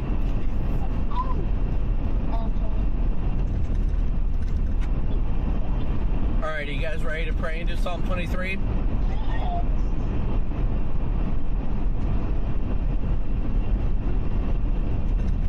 Hello? Yes, okay, alright. Yes. Then let's pray. Heavenly Father, we thank you so much for yet another wonderful and glorious day you've given us on this earth. We thank you for Mama, for Coops, for Cam, and for everyone we spend this blessed and incredible life with. We pray you continue to guide and bless us, honor and protect us in doing all things for your name's sake, and that we seek you out with the fullness of our hearts each and every day. Lord, that you continue to lead us on the path to prosperity if it's in your will, and that we glorify you in all that we do. Lord, we thank you for the day you've made, all you do. Pray that you continue to steer us on the path of righteousness, and that we grow to know and love you more daily. Lord, just thank you so much for all these things you do and continue to do. And thank you for all these things in Jesus' precious name. Amen. All right, let's do Psalm 23. The Lord is my shepherd. I shall not want. He makes me lie down in green pastures. Leads me beside the still waters. He leads me in the paths of righteousness for his name's sake. Yea, though I walk through the valley of the shadow of death, I will fear no evil, for you are with me. Your rod and your staff, they comfort me. You prepare a table before me in the presence of my enemies. You anoint my head with oil, and surely goodness and mercy shall follow me all the days of my life, and I will dwell in the house of the Lord forever. Alright, you guys better get to bed. Okie dokes? Okie doke. Alright, you guys get some sleep. I'll talk to you tomorrow, okay? Wish me luck. Tomorrow? Yeah, I'm chasing tomorrow, bro. I hope you come back the day after. No, dude, I won't see you guys till Arizona. Oh, I thought you were going to.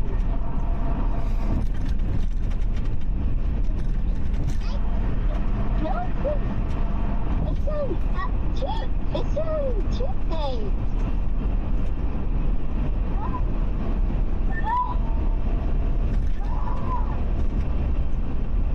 Alright, well, you guys better get some sleep, okie dokes. I'll talk to you tomorrow. Huh? I will talk to you guys tomorrow. Get some sleep. I love you. Later, nerds. Bye.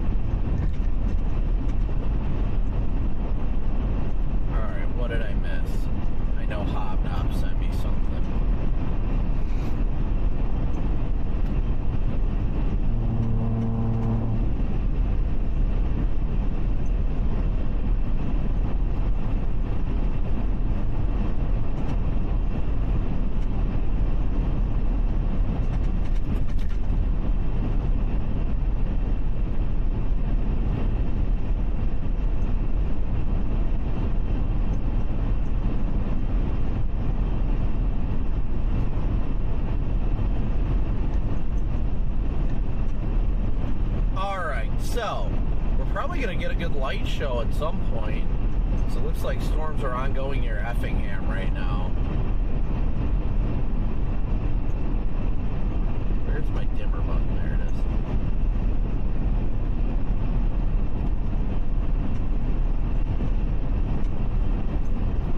We'll probably see a light show at some point off of the north. But right now, at least, we got 7 hours and 27 minutes. That is if we go to Joplin. I don't know if we will or not. That's just roughly the amount of time. Thank you guys, as always, for tuning in and smooshing that like and subscribe button for the drive, of course. Couldn't do this without you guys. Love having you guys along for the ride. And the random trolls that we get to, that makes it entertaining. Uh-oh. Connor just texted me. I'm about to turn around looking at the 0CH-RRR. Oh, no. Oh, no.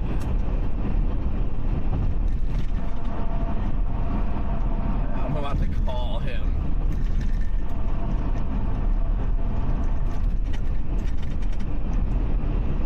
I'm going to give Connor a call. Hold on.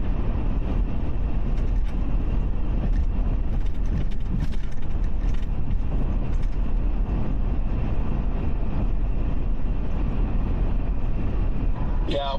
Are you on with Brady or anything right now? No. Okay. Well, I wanted to call. I saw your text message. I am live, by the way. I'm just chatting with my secondary channel viewers. But,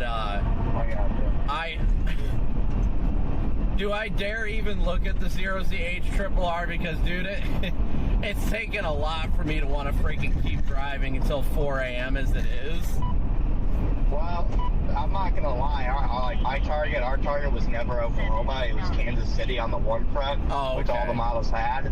And the 0CH-RRR, there is no longer a warm front, and it fires an insta-squall in western Oklahoma. Oh, my gosh. I was thinking...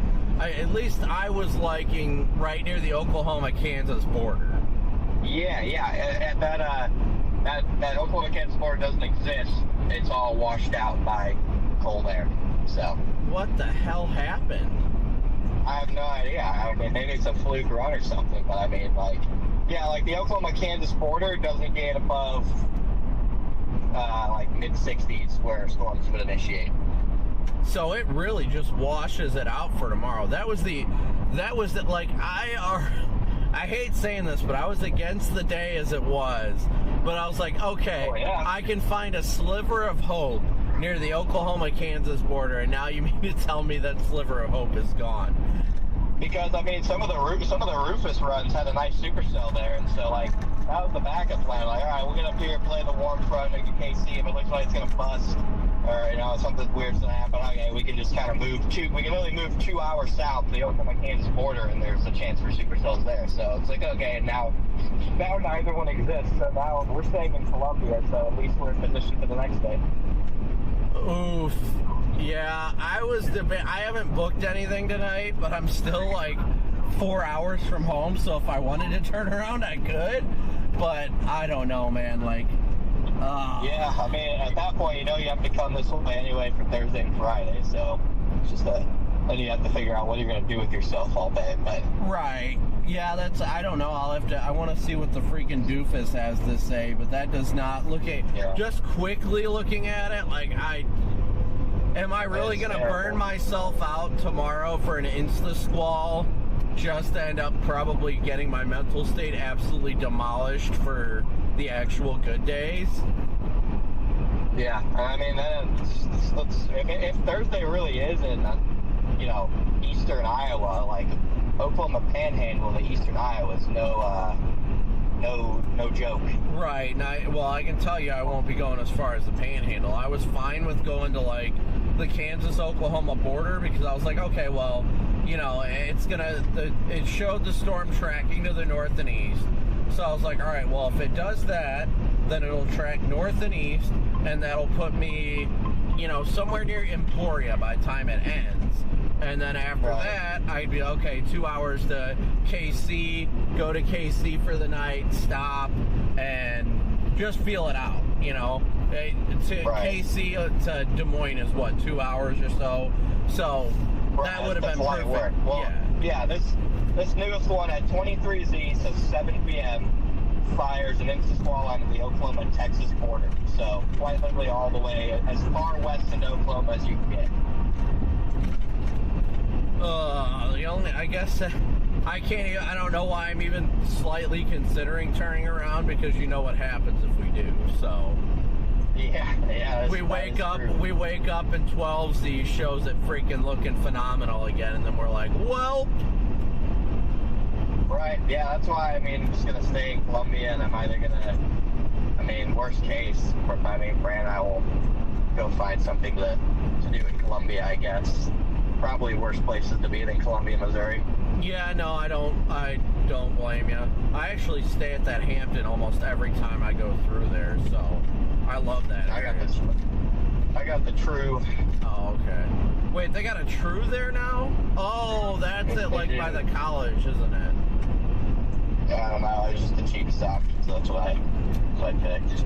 Yeah, I guess I'll see what the doofus says. I was debating on if I'm gonna take 44 or if I'm just gonna go across 70, because dude, I absolutely hate going. Oh, dude, it is miserable. But I was like, well, if I drive to KC, it's only 4 hours to my target, which was originally, you know, sitting along the 35 corridor right at the state line.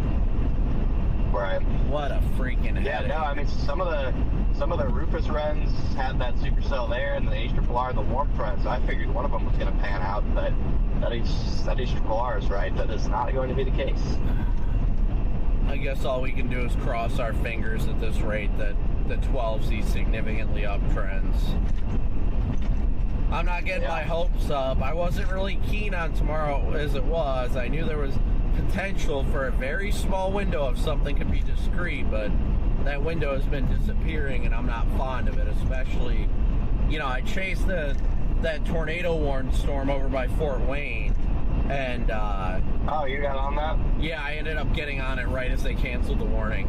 Nice. So, and then the tornado warnings in Northwest Ohio, and literally my whole thought process when I got up this morning was either I will chase today by home and skip tomorrow, or I will chase tomorrow and skip today.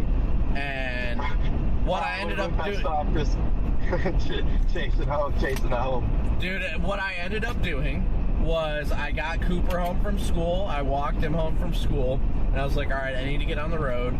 You know, getting to Joplin would have been about a 1 a.m. task. It wouldn't have been too bad. So I was like, all right, screw it.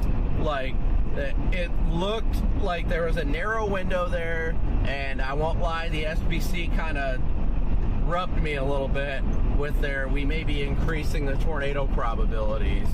So I was like, okay, I see the window. They like it. I think this might be worth going for. And today just looked like absolute dog crap on the models. Yeah. So I was like, all right, well, tomorrow's got to be better than today. And yeah, I think I was wrong, but I don't know. Yeah, I was kind of the same boat. I mean, I originally planned on going to the kind of Michigan, Ohio, Indiana border and just waiting, and then like 3-4 o'clock came around, I saw the way things were developing, and I was like, all right, we're just going west. And then I look at radar an hour later, and somehow like the supercellular structure that's tornado warmed. It's like, what? What was wild about it was I saw it, and it started to rotate, and I'm like, son of a pup, like I don't want to freaking drive back up. Dude, I was in Indy when I saw it developing, and then I hauled ass back north. And I was like, all right, well, I'm going to give it a shot. Because it, like, dude, it like, turned a supercell out of that line. But then by the time I got to it, it started going out flowy again. And the tornado warnings in Northwest Ohio were, like, bookend vortex type stuff. Yeah, I saw that, too. So I was like, all right, well, I checked this one out. It didn't do it. I'm going to get back going. And my ETA went from 1 a.m. to about 4. And I was like, you've got to be kidding me. Gee, yeah. So, yeah, that sucks. And I don't know. I might just play Columbia too. I don't know how far that puts me from northern Oklahoma, but I might just stop in Columbia too. But I think it'd be another like to go all the way to where the HRR initiates those storms. It's probably another 6 hours at least. That's not probably horrible. More. Yeah, probably if it's like 7, I'd imagine. Yeah, because it's. I just put in what was it? What the hell was that town on I-35 that I put in?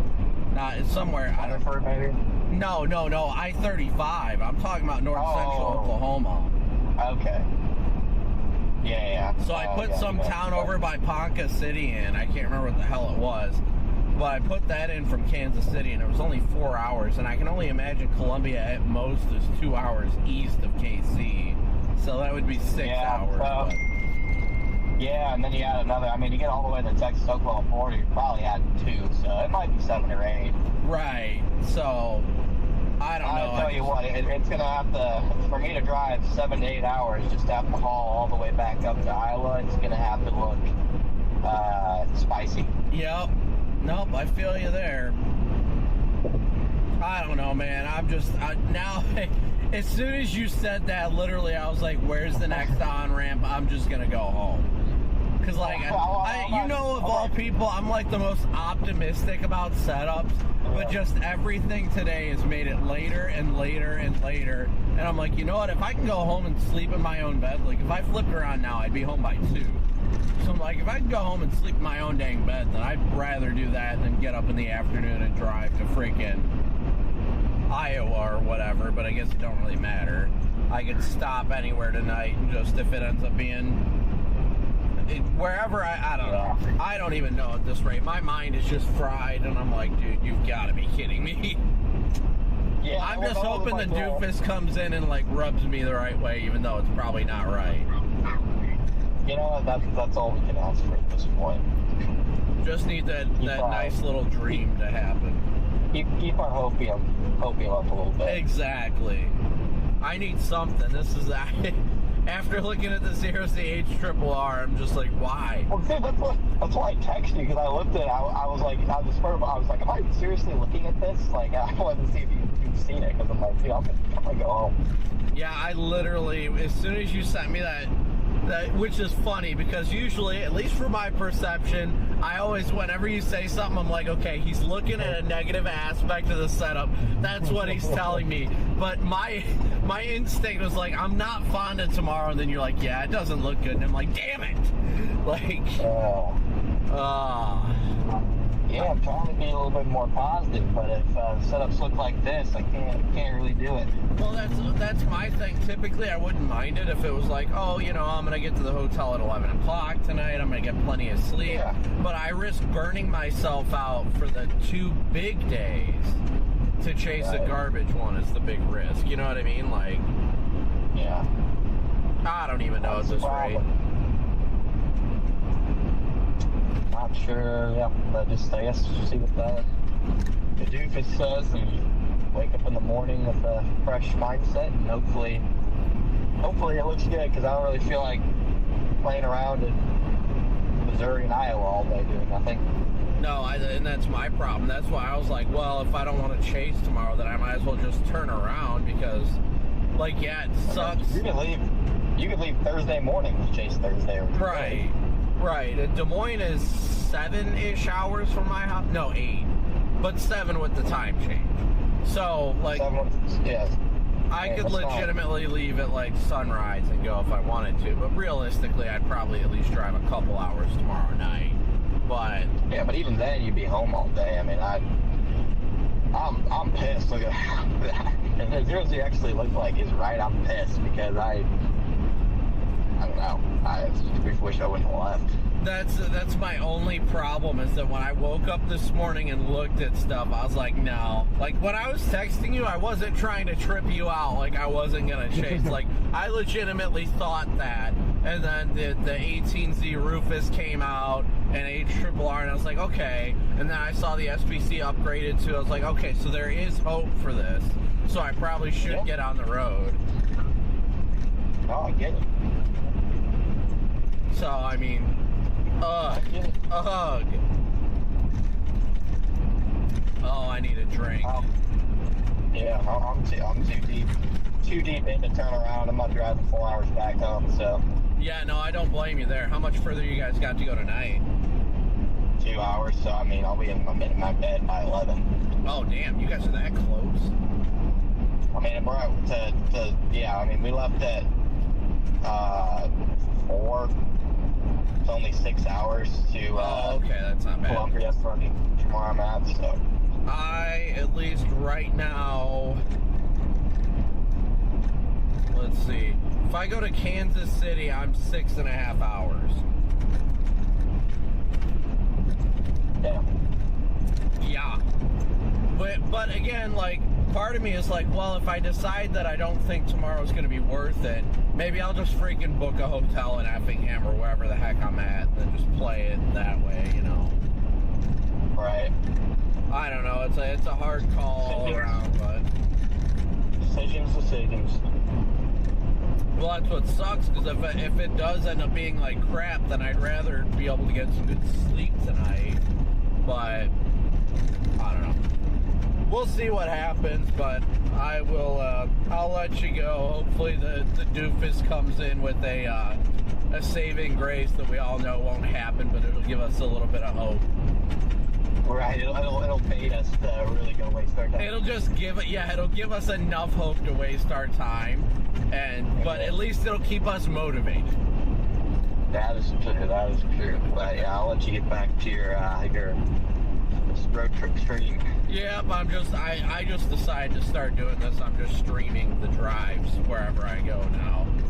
Typically, I don't intend to do it with audio, but I started today, like literally when I left my house, I was in a severe thunderstorm warning. So I was like, all right, and then I've been chatting with everybody, and my other channel isn't monetized yet. This is literally the first live stream I've had on it, and I was like, all right, well, why not? And I've just been kind of chatting with everybody. Yeah, I've thought about doing that a lot on my second channel, but I just get burnt out enough as it is. Well, that's my thing. If I start running it and don't use audio, then it won't bother me. Like, I won't mind hopping in and chatting every once in a while, but that's what I was telling my chat earlier when I started the stream. I was like, I'm probably going to cut the audio, and they're like, why? And I was like, because, like, I need to listen to music, I need to vibe, I need to have, like, my time to, you know, chill and be prepared for the day. And if I'm like, don't get me wrong, I love chatting with my chat, but if I spend all my time doing that, then I'm going to be so worn out for the next day's chase and not going to sleep good. Like, I need time to, like, check out mentally. Right. So, yeah. All right, well, we'll chat with you later. You guys be safe getting to the hotel tonight. Will do. You too. All right. Talk to you later. Yep. See you, buddy. Bye. See you.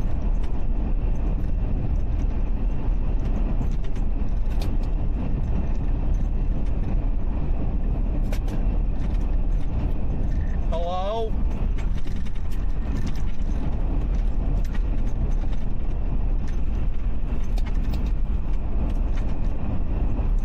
Sorry, I was on the phone with Connor after seeing what the 0ZH put out. My goodness. Well, good or shitty? Absolute dog crap, and you know I'm an optimistic person. Does it look like dog crap for tomorrow? Yup, absolute dog crap for tomorrow. It, like, the area that we were liking, or at least I was liking, in northern Oklahoma and southern Kansas is completely washed out.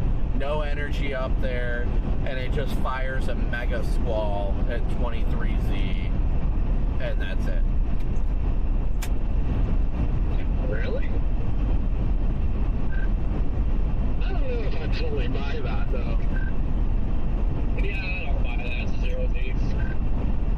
Yeah, like, by the way, too, if it's 0ZH, it's possible. So I don't know if anybody looked at 0Z last night, but there is something completely broken with the 0ZH because it had, like, weird maxed out, like as high as STP can possibly get. It had, like, all of the shoreline of Lake Michigan in the highest possible STP possible. And then when I was pulling soundings for tomorrow, every single one of them was contaminated. So I know 0ZH last night was like totally broken. I wonder if there's still an issue. I mean, I'm still headed west regardless. I was talking to Connor because he was like, dude, I just want to turn around at this point. And I'm just like, well, you know what's going to happen if we turn around. The 12Z is going to look incredible, so we can't just give up on it.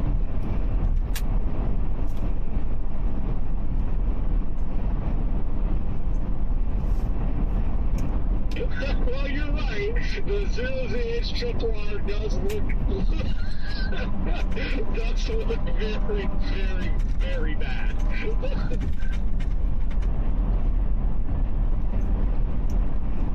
I would say that's an understatement.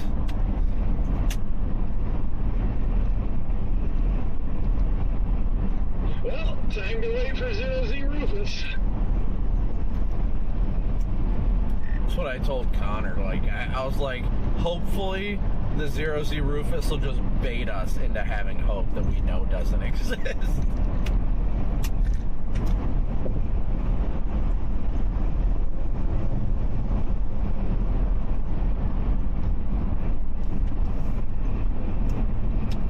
I mean, I'm gonna keep driving tonight, keep heading west. I don't know, I just might not push myself as far as I wanted to. Because honestly, if the 0ZH is exactly the way, if it's gonna verify the way it is, I'm not chasing tomorrow. And that's not me being a negative Nancy, but I'm just not gonna burn myself out chasing a windbag and then have to haul ass up to Iowa. Yeah, I mean, valid. I think, Corey, I think I am probably just going to stay and roll on, man. And this isn't because of 0ZH, it's just that Golden Corral knocked me on my ass. And I don't think I'm going to be able to push it to Joplin tonight, so.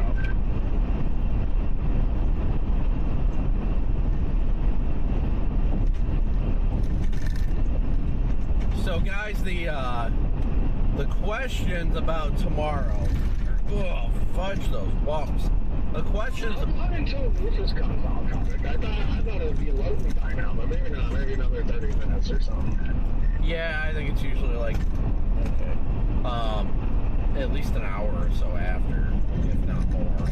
It's usually pretty delayed. Okay, since that just wanted to fall. Yeah, it's really just, I don't even know when 0ZH stopped loading. Just opened it. It'll back up the first time in 7 hours, so. Yeah, the 0ZH isn't even complete yet. Oh, yeah, that explains it. So tomorrow's got its caveats. There's no denying that, right? I got my orange juice. But there's no denying that tomorrow has got its caveats. I wasn't fond of it to start with, but I got a little excited, you know, seeing small slivers of hope. To be honest, the I've not been a fan of it this year, especially in the reflectivity department, so that also gives me hope. Because, yeah, I mean, I just have not liked it, like, at all this entire year, so. Well, I mean, I wouldn't really put too much, too much on the reflectivity, just looking at the environment. Like, dude, the area where there was pretty dang good tornado potential on the 18C, dude, there's nothing. There's nothing now. I'm looking at that now. So I don't know what it is, but something washes out the environment. It absolutely just destroys it. But anyway, what I was getting at is, you know, tomorrow's got its caveats. I'm not saying the day is a wash by any means. Back in the court here that something destroys the environment. So the question is how much we push ourselves tonight to position for tomorrow. I think my game plan personally, this is where you guys are going to get the benefits of being part of the secondary channel, I guess, is that I personally think I'm going to push myself a decent amount tonight, and then in In the morning, I'll look at models, and if it looks like it's worth driving down to Oklahoma, I'll go. If it does not look like it's worth driving down there, I'll just stay wherever I'm at or something along those lines. Because I'm not going to burn myself out. In my opinion, I think Thursday and Friday are the best chase days of the whole setup, right? I think those are definitely the best chase days we're going to see out of this. But with that being said, I planned to chase tomorrow because the northern Oklahoma and southern Kansas target was close enough that it was doable without too much stress. Now, it seems like I'm going to have to sell myself short on sleep tonight to position, and then again, if I do chase tomorrow, which the 0ZHRRR is saying is more of a windbag, if I chase that, then that is going to lead me to another night of no sleep, which is not going to put me in my A game for Thursday. Thursday, I think, is the best day. Thursday and Friday, for sure. Thursday's got a great probability of photogenic tornadoes. So, with that being said, that's what I've got to figure out over the coming hours is what exactly am I going to do? Do I want to drive all the way to KC tonight? Drive all the way to Joplin? Do I want to go to Springfield? I don't know at this rate. So that's what's got to be figured out. We've got more model runs coming in from the 0Z. You know, you've got the Rufus, like we've been talking about, the 3-kilometer NAM, the HWRF models and stuff like that. All that stuff will be coming out. So the HRRR could just be one rogue run that's not good. So we're not going to make a decision solely based on the HRRR because you don't make a forecast based on one model. That just don't make any sense. So that is what I'm feeling right now, but I wanted you guys to hear it directly from me, so you know what my thought process is in all of this chaos.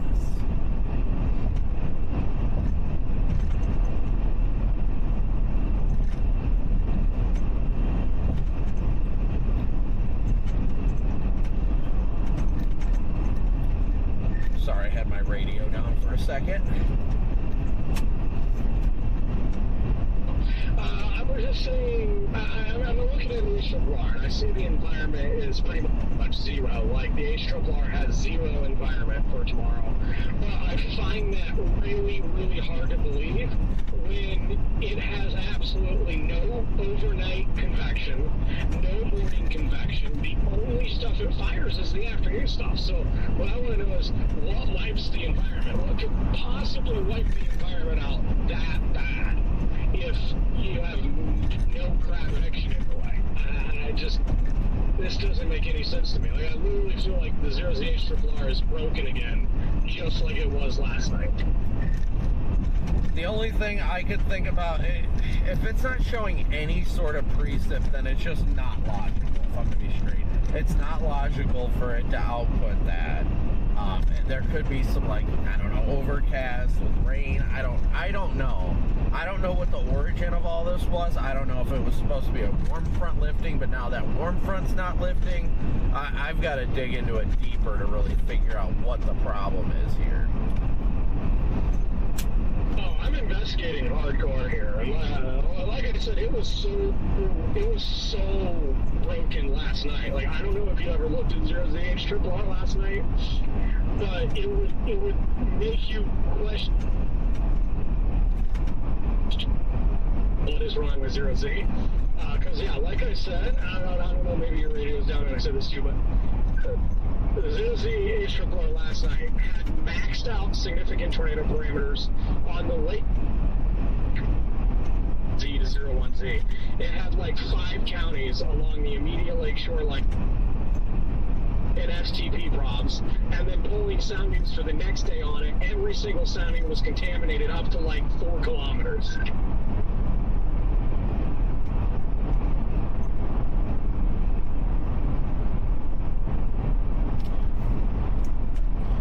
Yeah, I don't know. That's really weird, but maybe the timing is off. I don't know if the trough is coming late or something, because looking at the parameter space, it gets juiced up well after 3Z. Like that, from like 3 to 9Z, the energy just skyrockets. So I don't know if that's when the jet swings in, and maybe it's delayed by 6 hours, or what. I don't know. I'm looking at its dew points now. It has deep 60 dew points lifting north up towards the Kansas-Oklahoma border, really the tri-state region, like Missouri, southeast Kansas, northeast Oklahoma. It has near 70 dew points at 23Z up there.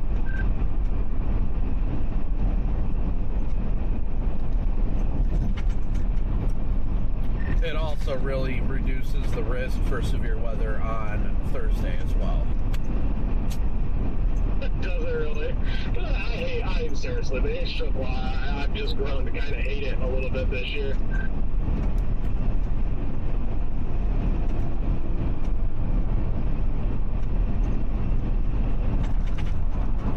Thursday is another squall. Semi-discrete storm, maybe, but broken squall. Yeah. Look at that garbage output. I want to break my computer screen with how ridiculous the H-triple-R is. Yeah, it just doesn't make any sense to me personally. It makes no sense at all, honestly. It's not even that I'm trying to make myself feel better about chasing these days. It just legitimately makes no sense to me. No, I agree. We'll see what the other 0-0s have to say about it, honestly. I mean, I don't know. It throws me for a loop. It doesn't make sense to me, but that could just be the optimistic side of me being like, no, like, it can't bust.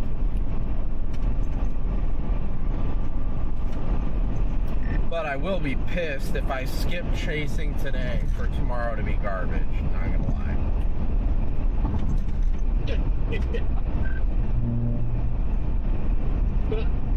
Yeah. And today wasn't even that great. Yeah, I was gonna say.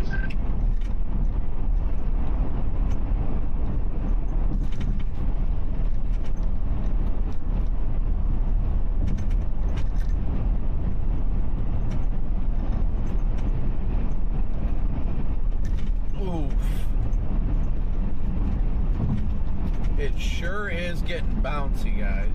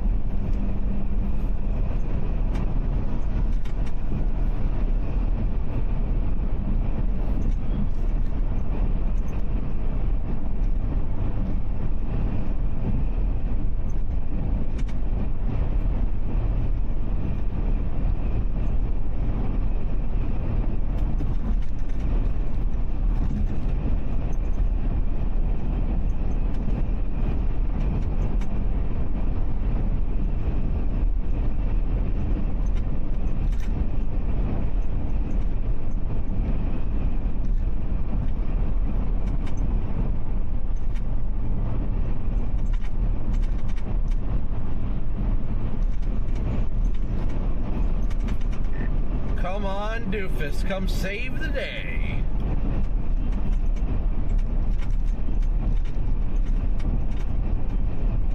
Yes.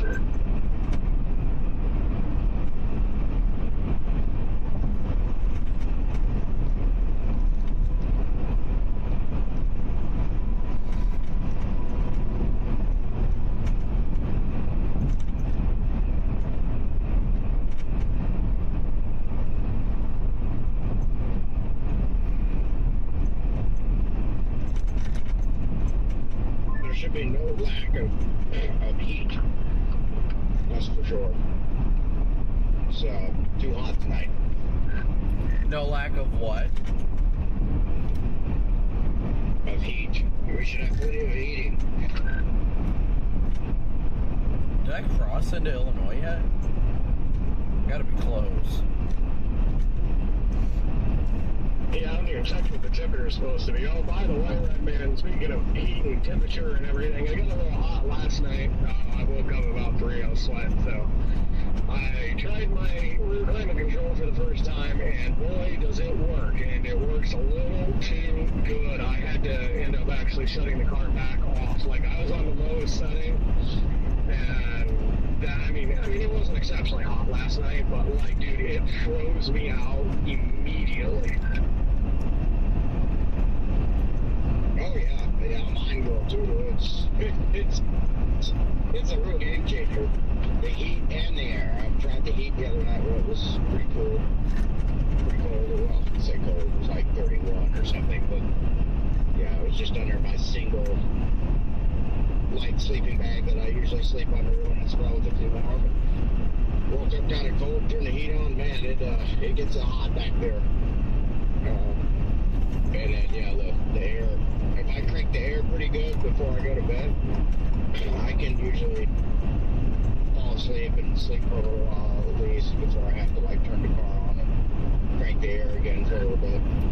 You know, that was a problem I had in mine, was there was no rear AC, so, like, I had all the curtains up. Did you ever get your curtains done, Red Man? But, I had the curtains up so the cool air would not get back there. Exactly, yeah. Yeah, I've got the curtains up now. The curtains didn't come until 2 days after we had left for Florida, so I only have my one curtain out of the Explorer. I just have 2 sweatshirts pinned up on the rear windows with makeshift curtains until I can get home and get them finished. Yeah, I think I've got everything done on this car, basically. Other than the dark mode, which is important. That's what I meant to mention to you, Comic. Up at Ambrose Auto Accessories, they have forescan, and they screenshot it and everything. Or took pictures of it, whatever. But they enabled the dark mode on here, but it's not working. So it says it's in dark mode, but it's still, all the lights are activating when I open the door and everything. Nothing changed. So, yeah. Well, I mean, if we have some downtime or whatever, I've got my forescan and we can try it with mine and see if anything changes. Because I reactivated Corey's and all that, so I don't know if they maybe didn't process it right or something. I'm not sure, but it should, you know, it should fix it. Okay, yeah, copy that. We can work on that at some point, because, yeah, it's just so nice to have the dark mode, and apparently I guess this one never did have it activated, so, but yeah, for some reason they don't have dark mode turned on this one. But it is nice, especially when you're trying to stay out in the middle of nowhere and stay, you know, in the dark or stay incognito instead of opening the door and be like, oh, there's somebody in that car, you know. That's what I hate the most about it. Yeah, we should be able to fix that. Yeah, the only part I hate about dark mode that they enabled is it disabled my license plate lights, and I re-enabled it, but they're still not coming on. So either I did it wrong or the bulbs burned out, I'm not sure. But it did say that the license plate lamps weren't active, so I was like, well, that explains that problem at least.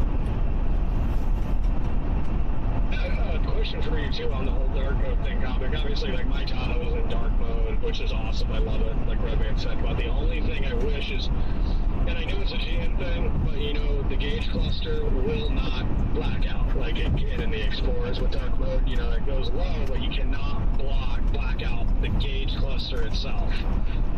And I'm wondering if we could make that happen with forescan. Not with you having a GM vehicle.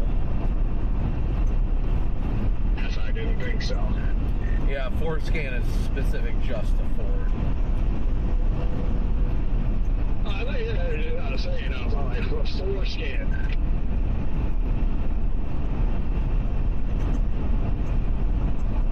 Foreskin. That too. Got some nice anvil crawlers over here. I just crossed into Illinois.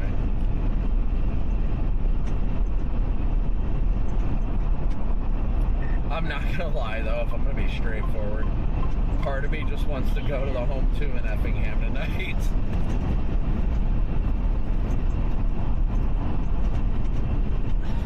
I mean, you could. It's not that big of a rush. You know, all of us could just stop right now. I think we'll be fine. So, right? I'm watching the radar now. Watching storms fire like crazy in southeast Kansas. Yeah, I got some nice little anvil crawlers here and there on out here, so it's kind of nice. Just random molds.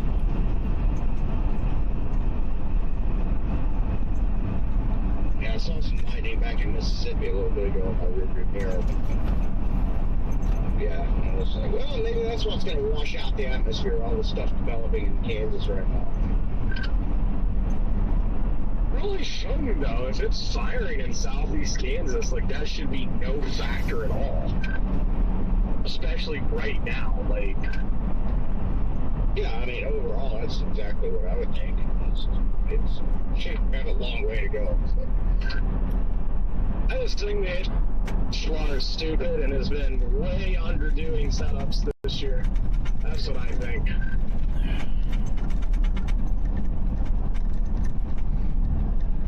I wish I was in Kansas. I wish I could have left yesterday, you know, just because I would be over there and those storms look vigorous. They are potent. Like, just a lot of lightning. It's got to be quite a light show and some structure on those.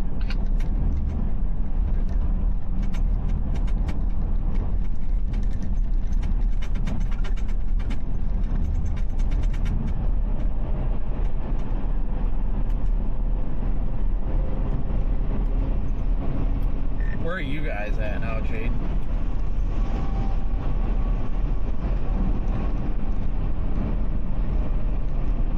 Closing in on Greenville, Illinois. You probably know where Greenville is because there's a lumps here. Oh yeah, without a doubt.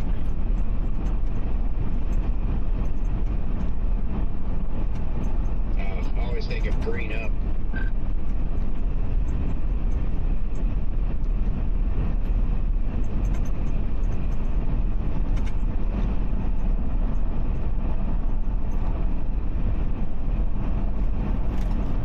Yeah, Greenville isn't too bad. It's like milepost 30, I think. So you guys are like a solid hour and a half west of me.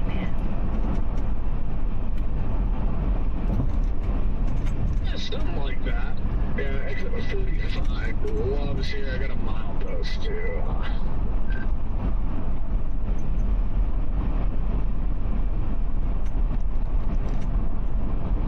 Let's see here. Milepost 40 routes. 0.2. I am passing the 147. Okay.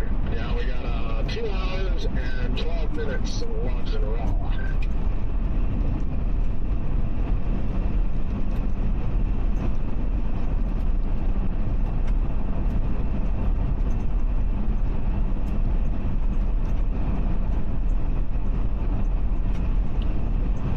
Let's see here. Sorry, I'm gonna dig into the models a little more. Well, the 0Z wrap only goes out to 21Z, but it still shows a very washed out environment in southern Kansas tomorrow. I want to know what washes it out. I'm intrigued to see what washes this environment out. Can't possibly be storms that have fired at 9 p.m. in southeast Kansas today that are going to move east-northeast out of tomorrow's target area. It just can't possibly be those, right? I think we need to understand that all logic is now going out the window. That's the line that we are at now.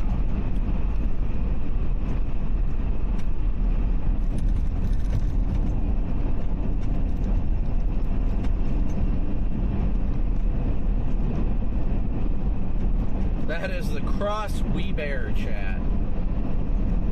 I guess. Yeah, I'm just not. At this point, I'm just ready to get to Raleigh and fall asleep and hope tomorrow's a better day. Yeah, I'm anxious to see what the 0Z doofus says, but we'll see.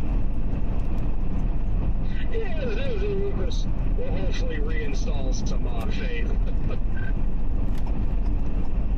And maybe one of those situations where it just completely looks washed out and nothing fires over there. I would end up getting the tornado of the year over there, so may just go there anyway. You're right, yeah, Toddy is happening tomorrow. Tomorrow will be the best tornado we have seen. Southern Michigan warm front.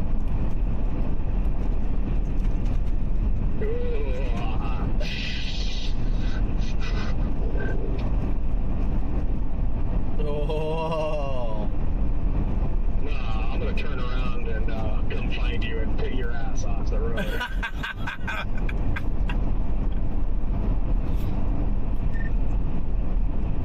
Do you even have a pit bar on that? I thought it didn't have one. Wait, haven't I seen it? Yeah, I haven't seen the picture. Yeah, I put one on it. I was gonna say I didn't see one. Yeah, I totally, because I knew when we talked, I think the day before, you know, because we're talking shipping one and everything. And yeah, I think we talked the day before I went down and picked one up from down in Detroit. No, that guy's he didn't have any, he just sold them.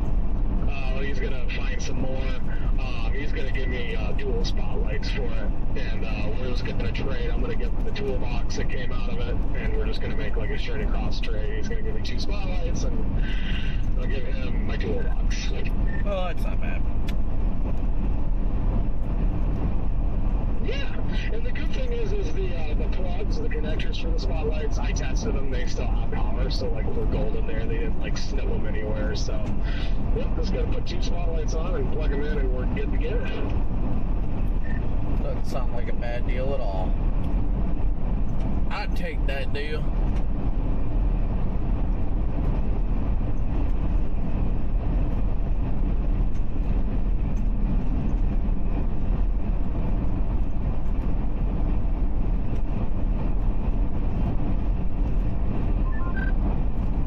It's a pretty cool bar. It's a Weston, so it's my first Weston bar. I like it. I think the Weston looks really good on the Tahoe. Yeah, those are definitely good. Another tornado warning in Ohio. Oh, God. Yeah, but send me that picture whenever you get a second. I'd love to see what it looks like. I'm going back to my camera roll now.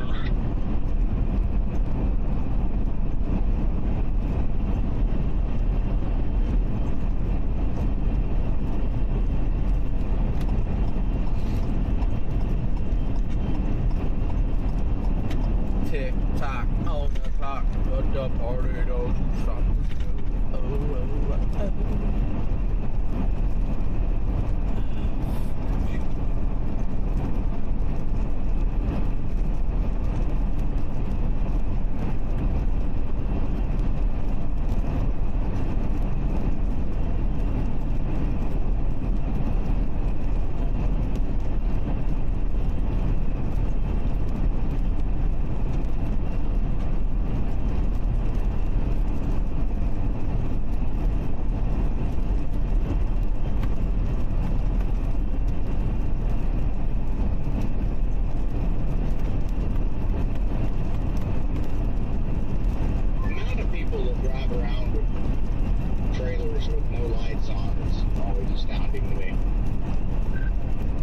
It's either they don't know or they don't care.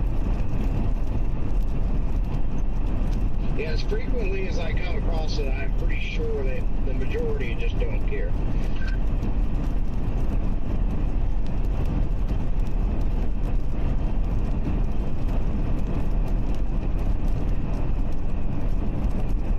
So the FV3 gives a slight amount of hope for tomorrow.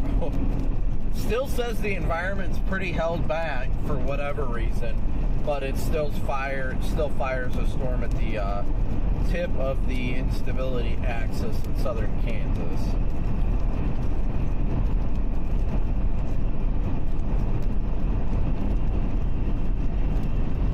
For the FV3 to be holding back, now that's shocking. Yeah.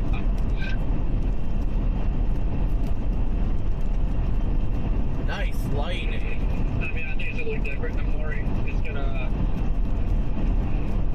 probably just struggle with all the crap going on today all everywhere. Well, believe it or not, 3 kilometer NAM says mega squall. No way. What? Shocker. Not the 3 kilometer, no way. Never. It would never. There is unfortunately a lot of convection that keeps going up down there. Is that a cold front? He's gonna need an arc back home.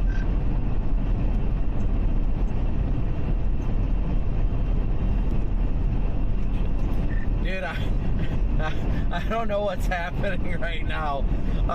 I'm looking at the freaking 3 kilometer NAM, and it shows like the cold front stationary boundary or dry line, whatever the hell it is, shows it retreating throughout the day. Retreating to the north or south? North and west.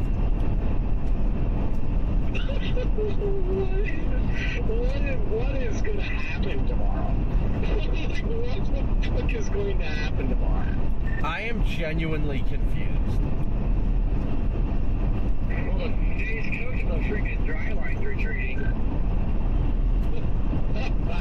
At this point, with all this crazy shit that the models are throwing out, I'm just gonna go over there tomorrow just to see what the hell happens.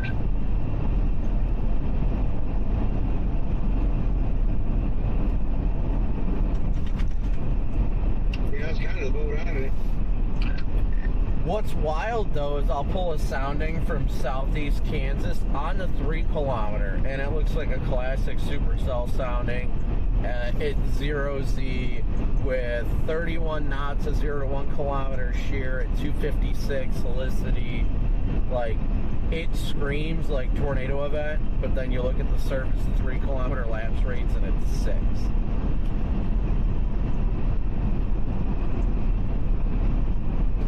Ooh, 7. My guess is picking up cloud cover or something. Yeah, with lapse rates that horrible, there's got to be some low-level clouds or something. Yeah, well, Greensburg happened in low-level milk, so anything's possible. Oh, wait, we'll be there, so it won't happen. I was going to say, it was in low-level milk, but it was still able to get 3,000 Cape. This is saying low-level milk and no Cape.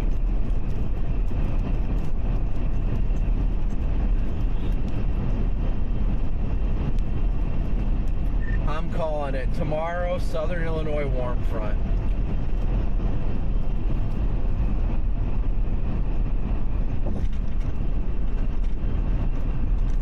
Southern Illinois?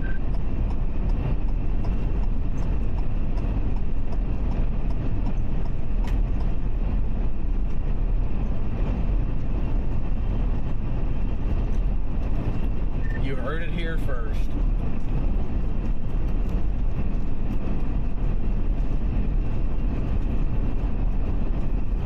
Now there's like I don't know if it's a weak warm front or something draped across Southern Illinois tomorrow.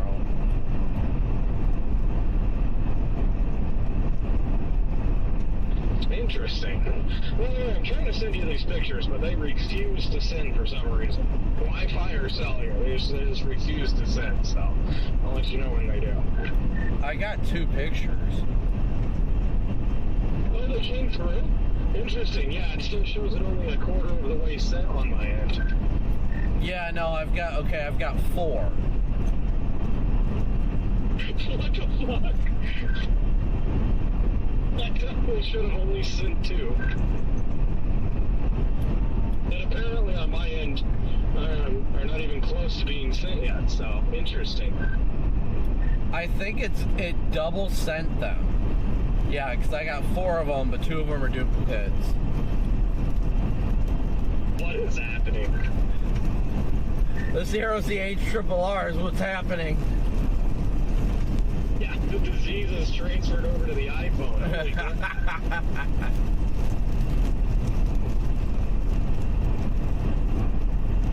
Oh my gosh. Yeah, Corey, you're 100% right. The HRRR has literally everywhere. The whole state of Kansas, there isn't even going to be a patch of blue sky. Oh my, it just has the whole state socked in. I gotta look at the cloud cover now. Yeah, literally the whole, at 20Z, the whole state of Kansas is straight blue, 100% clouds. Same thing with Iowa, Nebraska, South Dakota by the looks of it, most of Colorado, almost all of Oklahoma.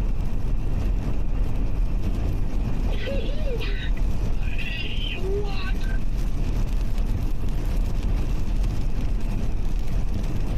So there's our fly in the ointment. Yeah, I don't think I buy that. Oh, I know I might. So I'm looking at the 21Z Rufus cloud cover, and it only goes out to 16Z tomorrow.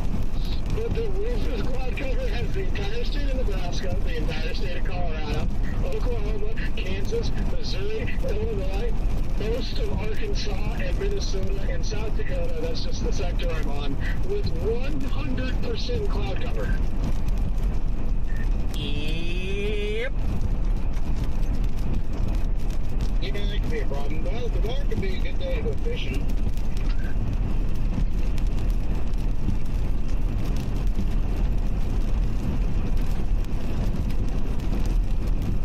And then it does look like, not really much, but it does show across a good chunk of the warm sector like very light rain showers. Yeah, I just switched over to the ZOZH tomorrow. That cloud cover is a extreme concern for tomorrow. Where is all of this cloud coming from?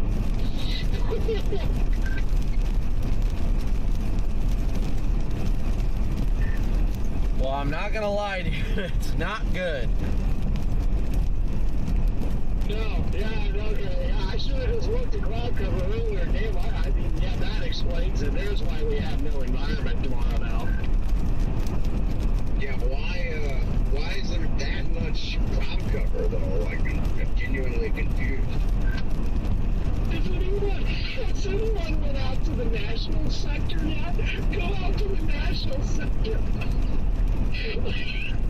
The only states that don't see clouds tomorrow are Arizona.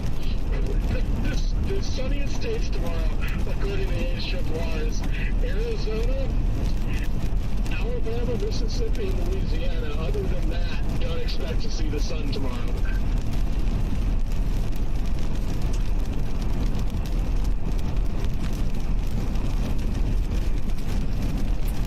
This is not increasing my confidence right now, guys. Interesting.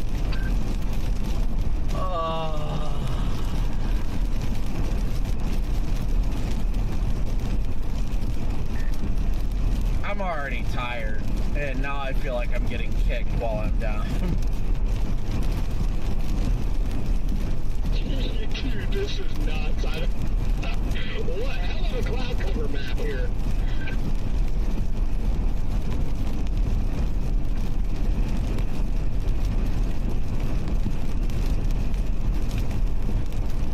Who gave Oprah control of the clouds? Everybody doesn't need clouds.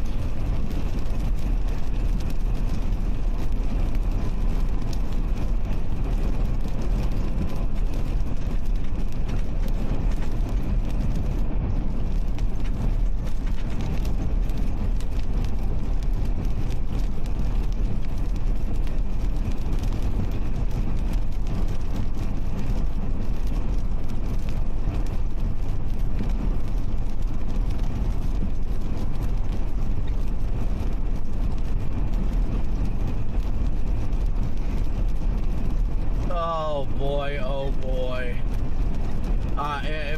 If the zero's the, I hate to say it. Yeah, I'm gonna have to get some ditch lights on this thing because the way that this ranch hand is designed, where the light bar has to go down low, the guard itself is blocking the light from spreading out to the sides. So, like, I had a bright beam when I turn it on down the road, but it only blinds me from seeing anything off the side of the road, so I cannot spot deer. Yeah, that's not good. Like, the high beams do a better job than the light bar.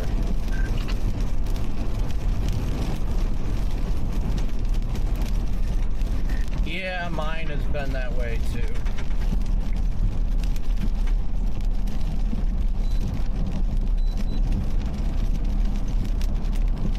I can see the road good though. Like, if there's anything in the road, seeing it. That's for sure.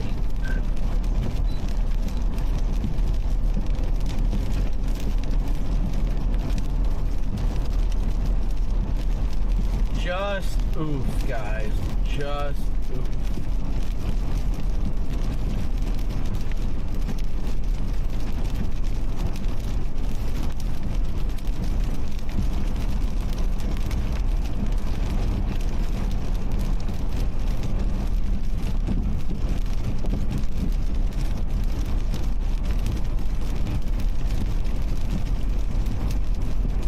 If this goes the way it's sounding, I don't even know what to say. Part of me instinctually is just like, alright, you should just flip around, go home. I definitely cannot make it home, I'll tell you that much. But part of me wants to flip around. The other part of me is like, alright, like, it's not that big of a deal. Keep driving, see what it looks like in the morning. Just don't burn yourself out tonight. It's another thought, so I don't know.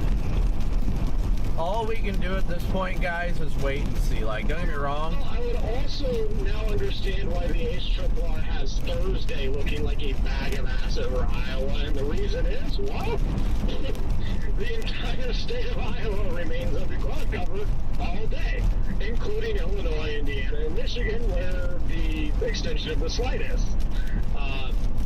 Yeah, just 100% total cloud cover, supposedly, exists over there, too. Boy, I really hope that's wrong, or we should just go home. Seriously. Yeah. No, I 100% agree, dude. If it is going to be to that extent, then there is absolutely no reason to be out here. This is crazy. That is actually crazy looking at, a 2-day sequence of cloud cover like that. That's pretty wild.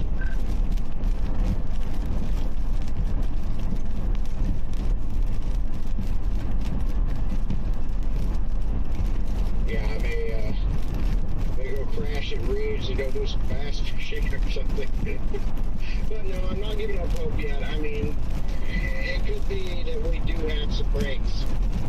We're going to have to hope that's the case. You know, if it is going to be that cloudy, it's basically going to be we're going to be chasing clear sky to start.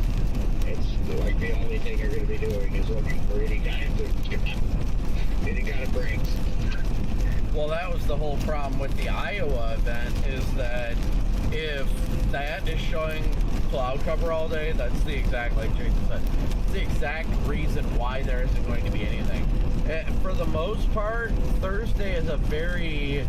I mean, there's some good wind shear and all that, but it was really influenced by a lot of 3K.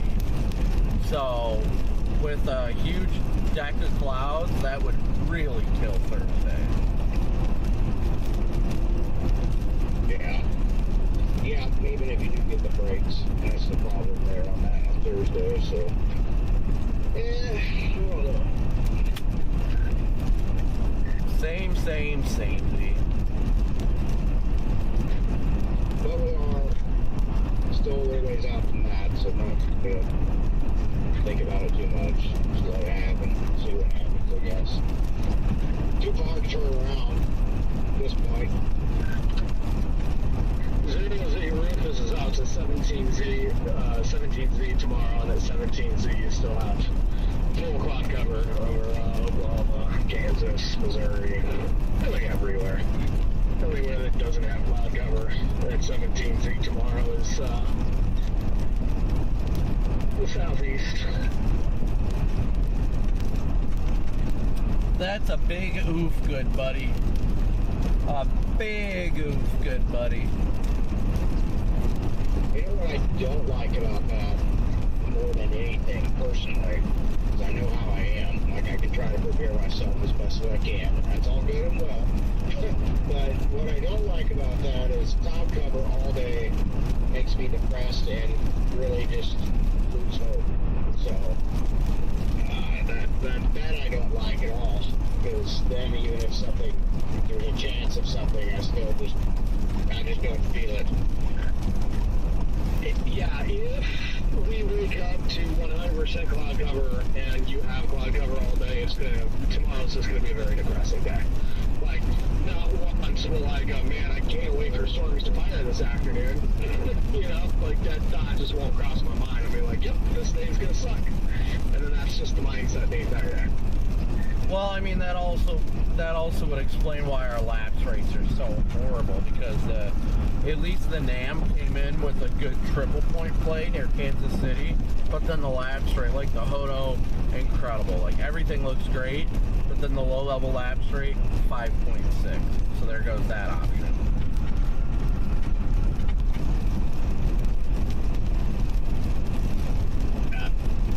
You know, I take that back. This light bar is actually pretty damn bright. It does light up a good bit of the sides as well, now that I'm out here in complete darkness. So it does a pretty good job. It is bright.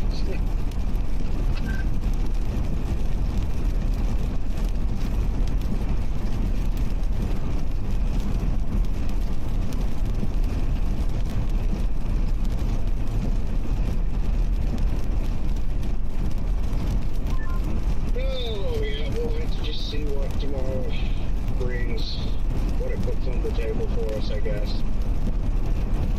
Take it from there. Nothing else. If it just completely busts, then I'm just going to look at this as extended little fishing trip. Wait on the next thing. Yeah, I mean, you always want to look at the brighter side of stuff, so I get that. I always do my best to look at the bright side. Maybe it's just because I'm so freaking tired that it's frustrating. Or, I don't know, at least I don't know, just text me or something. But for me personally, like, I get really aggravated when I leave and lose opportunity. I don't know, maybe it's just as my kids are getting older. But when I leave and I lose time with them, it really pisses me off.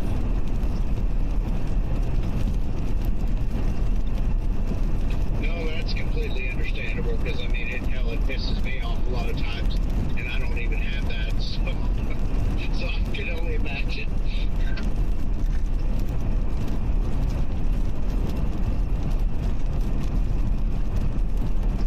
It's just like, before I really didn't mind wasting my time, because it's like, it's an inherent risk, but I think the only reason it's kind of bothering me now is because I woke up this morning and was like, no, I'm not going. And then changed my mind when 18Z came out, and now it's leaning back towards what I was originally going for, and I'm like, oh.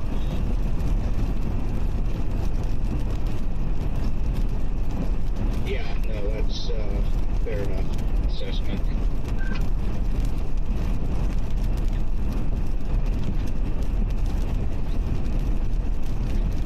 I'm just tired. That's my problem. I'm just tired. That 4 hours of sleep last night was not enough.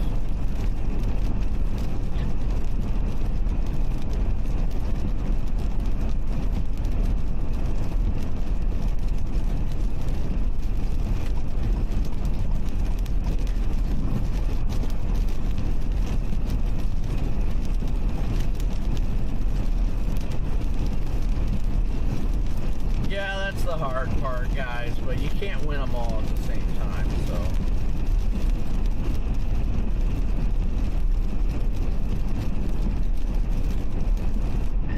Plus, also, trying not to be a downer about this, but tomorrow that Artemis thing is flying.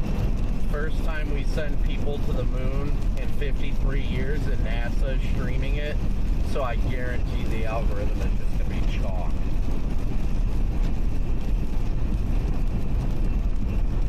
Yeah, that. Sorry, we just popped back on here. We were off. We got off for a few minutes, for a little bit, but yeah, and then tomorrow evening there's a nationwide presidential address. So tomorrow we might as well just say it's good anyway. You guys are convincing me right now to turn back around and go home. Yeah, I guess it's about what's going on overseas. Apparently it's a big thing. It's been sticking out a bunch of my phone, so I didn't know about that NASA thing that's for me tomorrow. Dang, that's gonna take definitely some stuff away.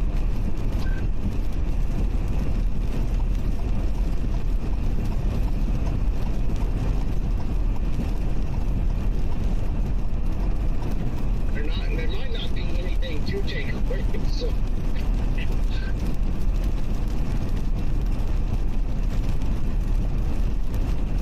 Yeah, I don't know. I knew that Artemis thing was a big deal because even Fox was mentioning it to me. They're like, oh yeah, that's going to be a big day tomorrow. And I'm like, oh.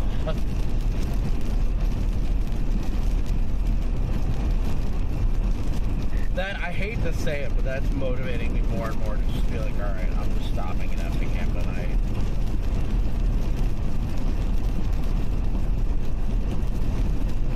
Yeah, I don't know, it goes both ways for me. Like that, there's part of me just like, well, there's no need, definitely no need to carry on right now. It's time to go to sleep, but I'm kind of a little bit worried about the weather forecast for the next 2 days, and that in itself is making me want to drive farther for no real reason.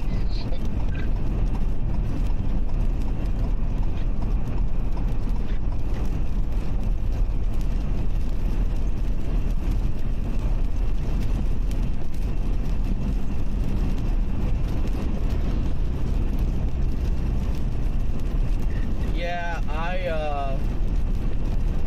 I don't know. I'm tired, I'm frustrated, everything in between, so that's the parts that suck about this whole thing. At this point, even if I was going to drive, like flip around and say, screw it, I'm going home, my ETA home would be about the same as going to Joplin, so it's like, well, yeah, probably might as well keep going. I mean, I guess, but I mean, if you are that serious about possibly going home, if it, you know, like holds in the morning, but it looks bad, or at least just playing, you know, Thursday, if it looks bad enough, you know, if Thursday has any chance of going to live, then I would just stop there, because I'm still got time to get over here for tomorrow, plenty of time for the likely. Honestly, I might play the middle ground and I might just go to Columbia tonight. If I go to Columbia tonight, my ETA is about 1:15, and then that leaves me no more than about 5.5 from the target area in northern Oklahoma, if that ends up coming to fruition.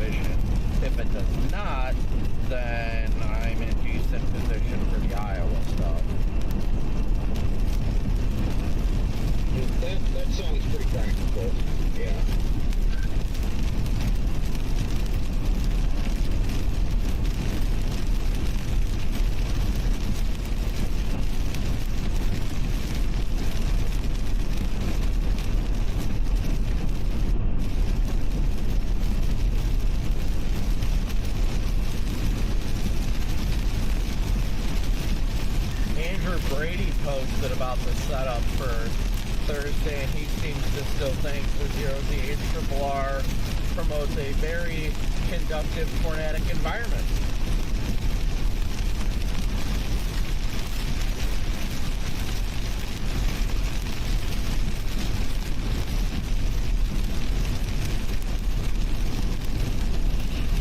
Well, I mean, plenty of reason to hold on to hope.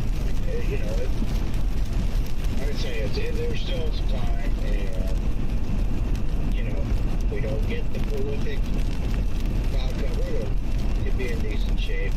Even tomorrow could be good. So I don't know. Just trying not to think about it too much, or sleep very good. So hopefully I sleep good. Things change. Yeah, that's all we can do. You never know what the morning's going to bring, but that's what I'm trying to figure out. I'm leaning more towards Columbia at this rate for the night tonight. Either that or stopping somewhere before Joplin, because I really don't see a point in driving all the way to Joplin. I can go down 44, but probably not that far. Yeah, maybe to Rolla or something. Like, sounds like it. Maybe Corey's doing. Yeah, Rolla's only 3 hours from me right now.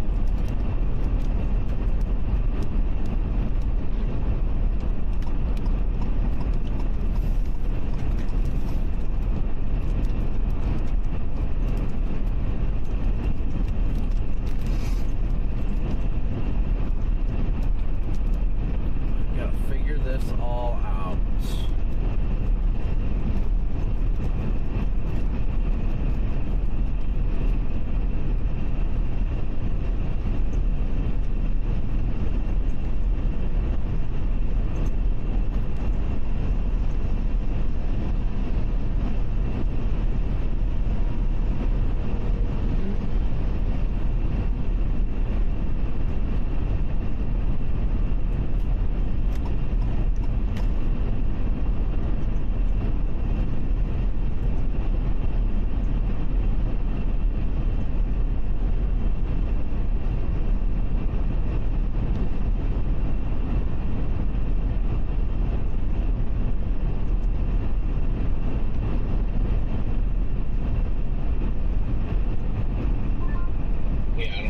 Stay somewhere around West Plains or something.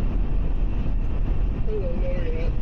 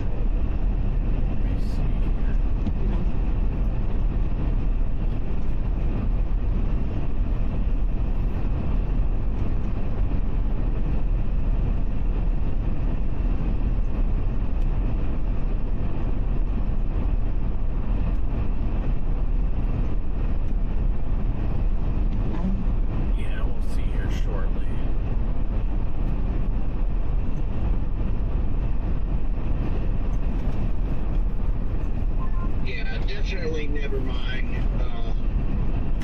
This light bar does its job pretty good. I can see quite well with that off to the sides too. I just had to wait for it to get completely dark. Well, that's good at least.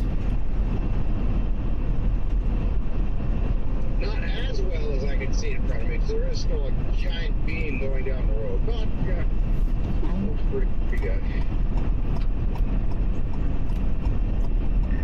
I've noticed that the light bars just aren't as good as like the high beams, but still can't complain.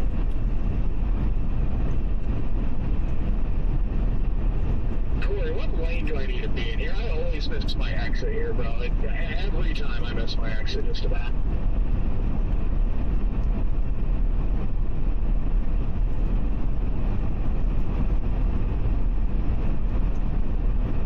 Rip. Is Corey alive? I haven't heard him in a while. He's right behind me, so if we miss our exit, we miss it together. We're all in this together.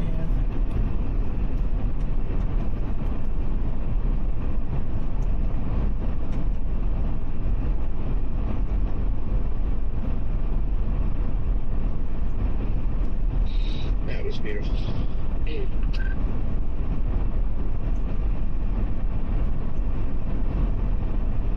Kevin, I appreciate it. It's just a little disheartening, but we'll power through like we always do, figure it out. Thursday definitely has my attention. There's no doubt about Thursday. You know, things are in question. It's one of those things about tomorrow, you know, that's... Yeah, I don't remember if I told you or not, but I did have the high beams replaced too with those extra bright LED high beams with the motors on them. They're pretty bright.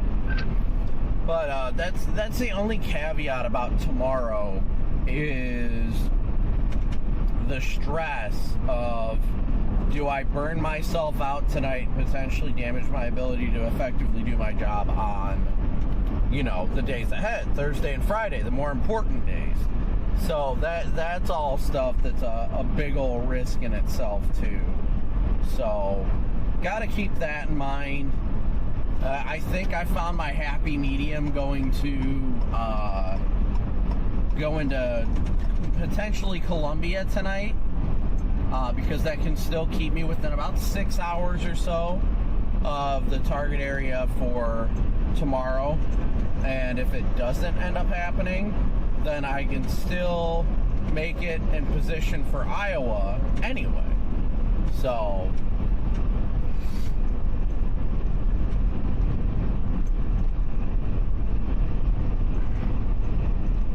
But at the same time, I also kind of pray the downtrend is true, because, look, I'm not going to sit here and hope for tornadoes or for, you know, the potential of damaging tornadoes. I'm not like that. The only part that upsets me about the situation is just, you know, I lost time with my family. And I hate that. Every day is precious. And losing that time with my family is just, it's killer for me.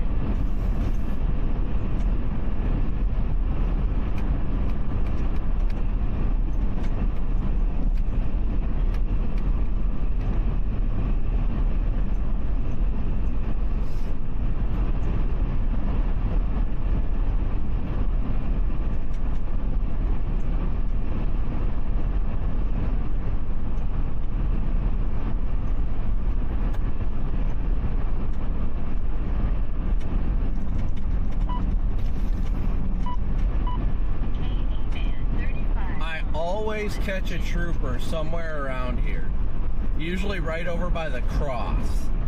There's usually a trooper always sitting right over by that cross up here. We're passing through Effingham right meow.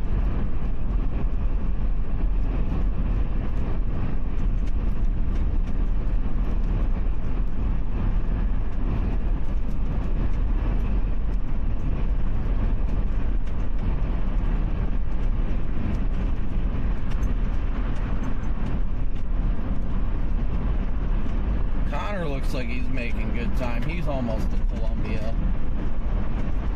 Connor and Brandon Payne. And Corey and Jaden are directly in downtown St. Louis right now. And I'm just all by myself. And then I think, yep, Des Moines, you got Storm Runner. Ben and Garrett are in Des Moines now. This bar is so bright.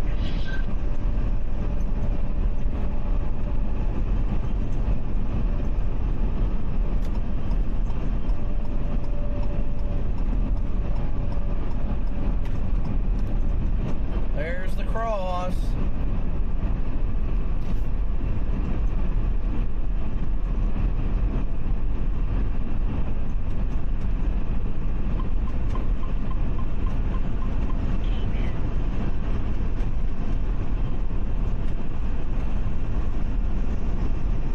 So, I mean, honestly, driving another 3 hours won't be that bad. I'm probably going to mute the stream here shortly and keep cruising, blasting music to help keep me awake. So my mind is like drifting, and I haven't listened to music for 1 minute since I left home about 7 hours ago.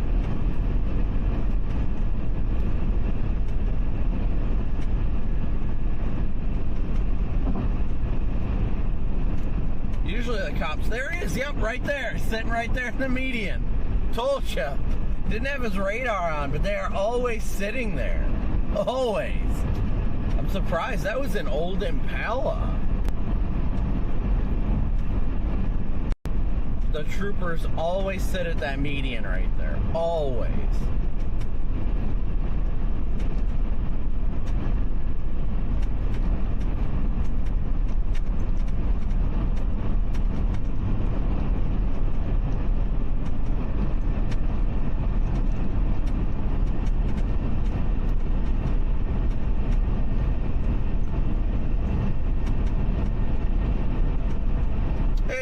Good to see ya.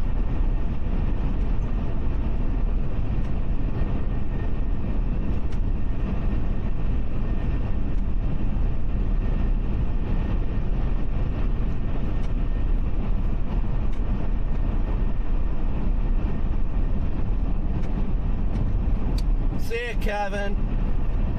All right, guys. Well, we will. So obviously, you can't see me right now.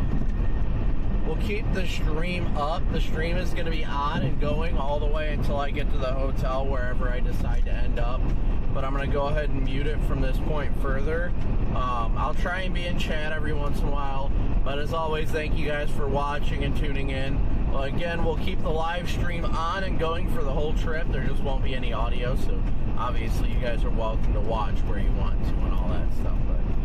We will chat with you guys later. I might pop in with audio later this evening to give you guys kind of an update. But, yeah, we'll see. I mean, we'll play it by ear. Thanks so much for tuning in, everybody. And we'll keep it going just without audio.